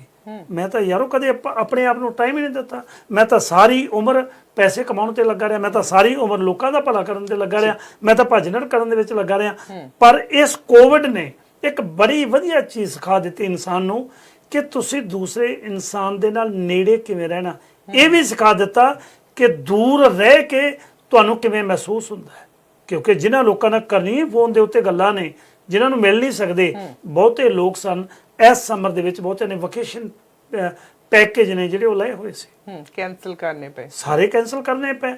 ਬਹੁਤੇ ਹਾਲਾਂ ਦੇ ਵਿੱਚ ਸ਼ਾਦੀਆਂ ਬੁੱਕ ਸਨ, ਪਾਰਟੀਆਂ ਬੁੱਕ ਸਨ। ਮੈਨੂੰ ਬਹੁਤੇ ਬੰਦਿਆਂ ਦੀਆਂ ਕਾਲਾਂ ਆਈਆਂ, ਕਹਿੰਦੇ ਜੀ ਅਸੀਂ ਤਾਂ ਡਿਪੋਜ਼ਿਟ ਫੜਾਇਆ ਹੋਇਆ ਸੀ ਹਾਲ ਦੇ ਵਿੱਚ, ਉਹ ਡਿਪੋਜ਼ਿਟ ਨਹੀਂ ਮੋੜਦੇ ਪਏ। ਉਹ ਕਹਿੰਦੇ ਵੀ ਨਹੀਂ ਜੀ ਸਾਡੀ ਬੁਰੀ ਹਾਲਤ ਹੈ, ਤੁਸੀਂ ਕੈਨਸਲ ਕਰਤਾ। ਉਹ ਕਹਿੰਦੇ ਵੀ ਅਸੀਂ ਕੈਨਸਲ ਆਪਣੇ ਆਪ ਤਾਂ ਨਹੀਂ ਨਾ ਕੀਤਾ, ਕੁਦਰਤੀ ਆਫਤ ਆ ਗਈ ਹੈ ਜਿਹਦੇ ਕਰਕੇ ਕੋਈ ਵੀ ਵਿਅਕਤੀ ਉੱਥੇ ਜਾ ਨਹੀਂ ਸਕਦਾ। ਸੋ ਇਸ ਚੀਜ਼ ਨੇ ਬੜਾ ਇਫੈਕਟ ਕੀਤਾ। ਤੁਸੀਂ ਇੱਕ ਹੋਰ ਗੱਲ ਦੇਖੀ ਹੋਣੀ, ਵਿਆਹ ਸ਼ਾਦੀਆਂ ਅੱਜ ਵੀ ਲੋਕ ਕਰ ਰਹੇ ਨੇ ਜਿਹੜੀਆਂ ਬੱਚਿਆਂ ਦੀਆਂ ਫਿਕਸ ਕੀਤੀਆਂ ਸੀ, ਪਰ ਬੜੇ ਸਿੰਪਲ ਤਰੀਕੇ ਨਾਲ ਹੋ ਰਹੀਆਂ।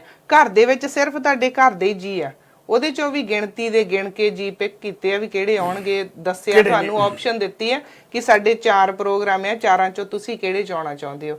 ਸੋ ਜਿਹੜੇ ਚ ਤੁਸੀਂ ਜਾ ਰਹੇ ਹੋ, ਕਿੰਨੇ ਜਾਣੇ ਆ ਰਹੇ ਹੋ, ਸੋ ਗਿਣਤੀ ਕਰਕੇ ਸੱਦ ਰਹੇ ਆ। ਤੇ ਮੈਨੂੰ ਇੱਕ, ਮੈਂ ਵਿਆਹ ਅਟੈਂਡ ਕੀਤਾ, ਸਾਡੀ ਫੈਮਿਲੀ ਚ ਸੀ, ਤੇ ਮੈਨੂੰ ਇੰਜ ਲੱਗਿਆ ਜਿੱਦਾਂ ਅਸੀਂ ਪੁਰਾਣੇ ਸਮੇਂ ਚ ਨਹੀਂ ਸੀ, ਘਰ ਪਿੰਡਾਂ 'ਚ ਵਿਆਹ ਹੁੰਦਾ ਸੀ, ਪਿੱਛੇ ਟੈਂਟ ਲਾ ਲਿਆ ਤੇ ਸਿਰਫ ਤੁਹਾਡਾ ਆਪਣਾ ਹੀ ਟੱਬਰ ਹੁੰਦਾ ਸੀ ਜਾਂ ਆਂਢ ਗੁਆਂਢ ਹੁੰਦਾ ਸੀ। ਕੋਵਿਡ ਨੇ ਬੜਾ ਕੁਝ ਸਿਖਾਇਆ। ਮੇਰੇ ਬੜੇ ਕਲੋਜ਼ ਮਿੱਤਰ ਨੇ, ਉਹਨਾਂ ਦੇ ਬੇਟੇ ਦਾ ਵਿਆਹ ਸੀ, ਡਾਕਟਰ ਨੇ, ਉਹਨਾਂ ਨੇ 5-6 ਦਿਨ ਪ੍ਰੋਗਰਾਮ ਰੱਖਿਆ, ਪਰ ਜਿੰਨੀ ਕੁ ਲਿਸਟ ਬਣੀ ਉਹਨਾਂ ਨੂੰ ਇਹ ਸੀ ਕਿ ਮੈਂ ਇੰਨੇ ਬੰਦਿਆਂ ਤੋਂ ਵੱਧ ਲਿਆ ਨਹੀਂ ਸਕਦਾ। ਬੜਾ ਵੱਡਾ ਸਰਕਲ ਹੈ ਉਹਨਾਂ ਦਾ, ਬਹੁਤ ਵੱਡਾ ਸਰਕਲ ਹੈ। 6 ਦਿਨਾਂ ਦੇ ਵਿੱਚ ਮੇਰਾ ਨਾਮ ਹੀ ਨਹੀਂ ਆਇਆ। ਮੈਨੂੰ ਜਦੋਂ ਬਾਅਦ ਚ ਮੈਂ ਮਿਲਿਆ ਤੇ ਮੈਂ ਰੱਜ ਕੇ ਲਾਂਭਾ ਦਿੱਤਾ, ਮੈਂ ਕਿਹਾ ਭਾਈ ਸਾਹਿਬ ਬੇਟੇ ਦੇ ਵਿਆਹ ਦੀਆਂ ਬਹੁਤ ਬਹੁਤ ਵਧਾਈਆਂ ਹੋਣ।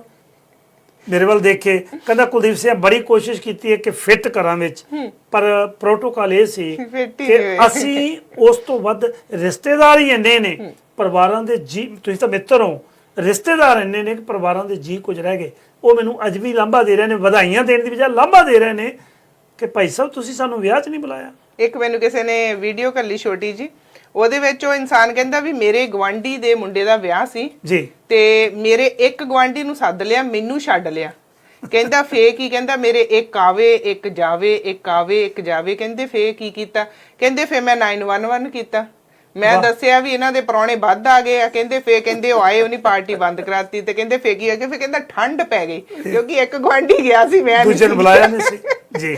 ਜਿਹੜੀ ਬਹੁਤ ਕੁਝ ਲੋਕਾਂ ਨੇ ਐਂਟਰਟੇਨਮੈਂਟ ਵੀ ਰੱਜ ਕੇ ਹਾਂਜੀ, ਕੀਤੀ ਹੈ ਵਾਕਈ ਜੀ ਕੋਵਿਡ ਨੇ ਜਿੱਥੇ ਰਿਸ਼ਤਿਆਂ ਦੇ ਵਿੱਚ ਬੜਾ ਵੱਡਾ ਅੰਤਰ ਲਿਆਂਦਾ ਹੈ, ਇਕਨੋਮੀ ਦੇ ਵਿੱਚ ਬੜਾ ਜੀਵਨ ਜਾਂਚ ਸਿਖਾ ਦਿੱਤੀ ਹੈ, ਉੱਥੇ ਇਕਨੋਮੀ ਦੇ ਵਿੱਚ ਬੜਾ ਇੰਪੈਕਟ ਪੈ ਰਿਹਾ, ਕਿਉਂਕਿ ਅੱਜ ਸਰਕਾਰਾਂ ਜ਼ਰੂਰ ਦੇ ਰਹੀਆਂ ਨੇ ਖੁੱਲੇ ਗੱਫੇ, ਜ਼ਰੂਰ ਵੰਡ ਰਹੀਆਂ ਨੇ, ਪਰ ਇਹਦਾ ਇੰਪੈਕਟ ਜਿਹੜਾ ਆਉਣ ਵਾਲੇ ਸਮੇਂ 'ਚ ਪੈਣਾ ਹੈ ਨਾ, ਉਹ ਸਾਨੂੰ ਵੇਖਣਾ ਪੈਣਾ ਹੈ।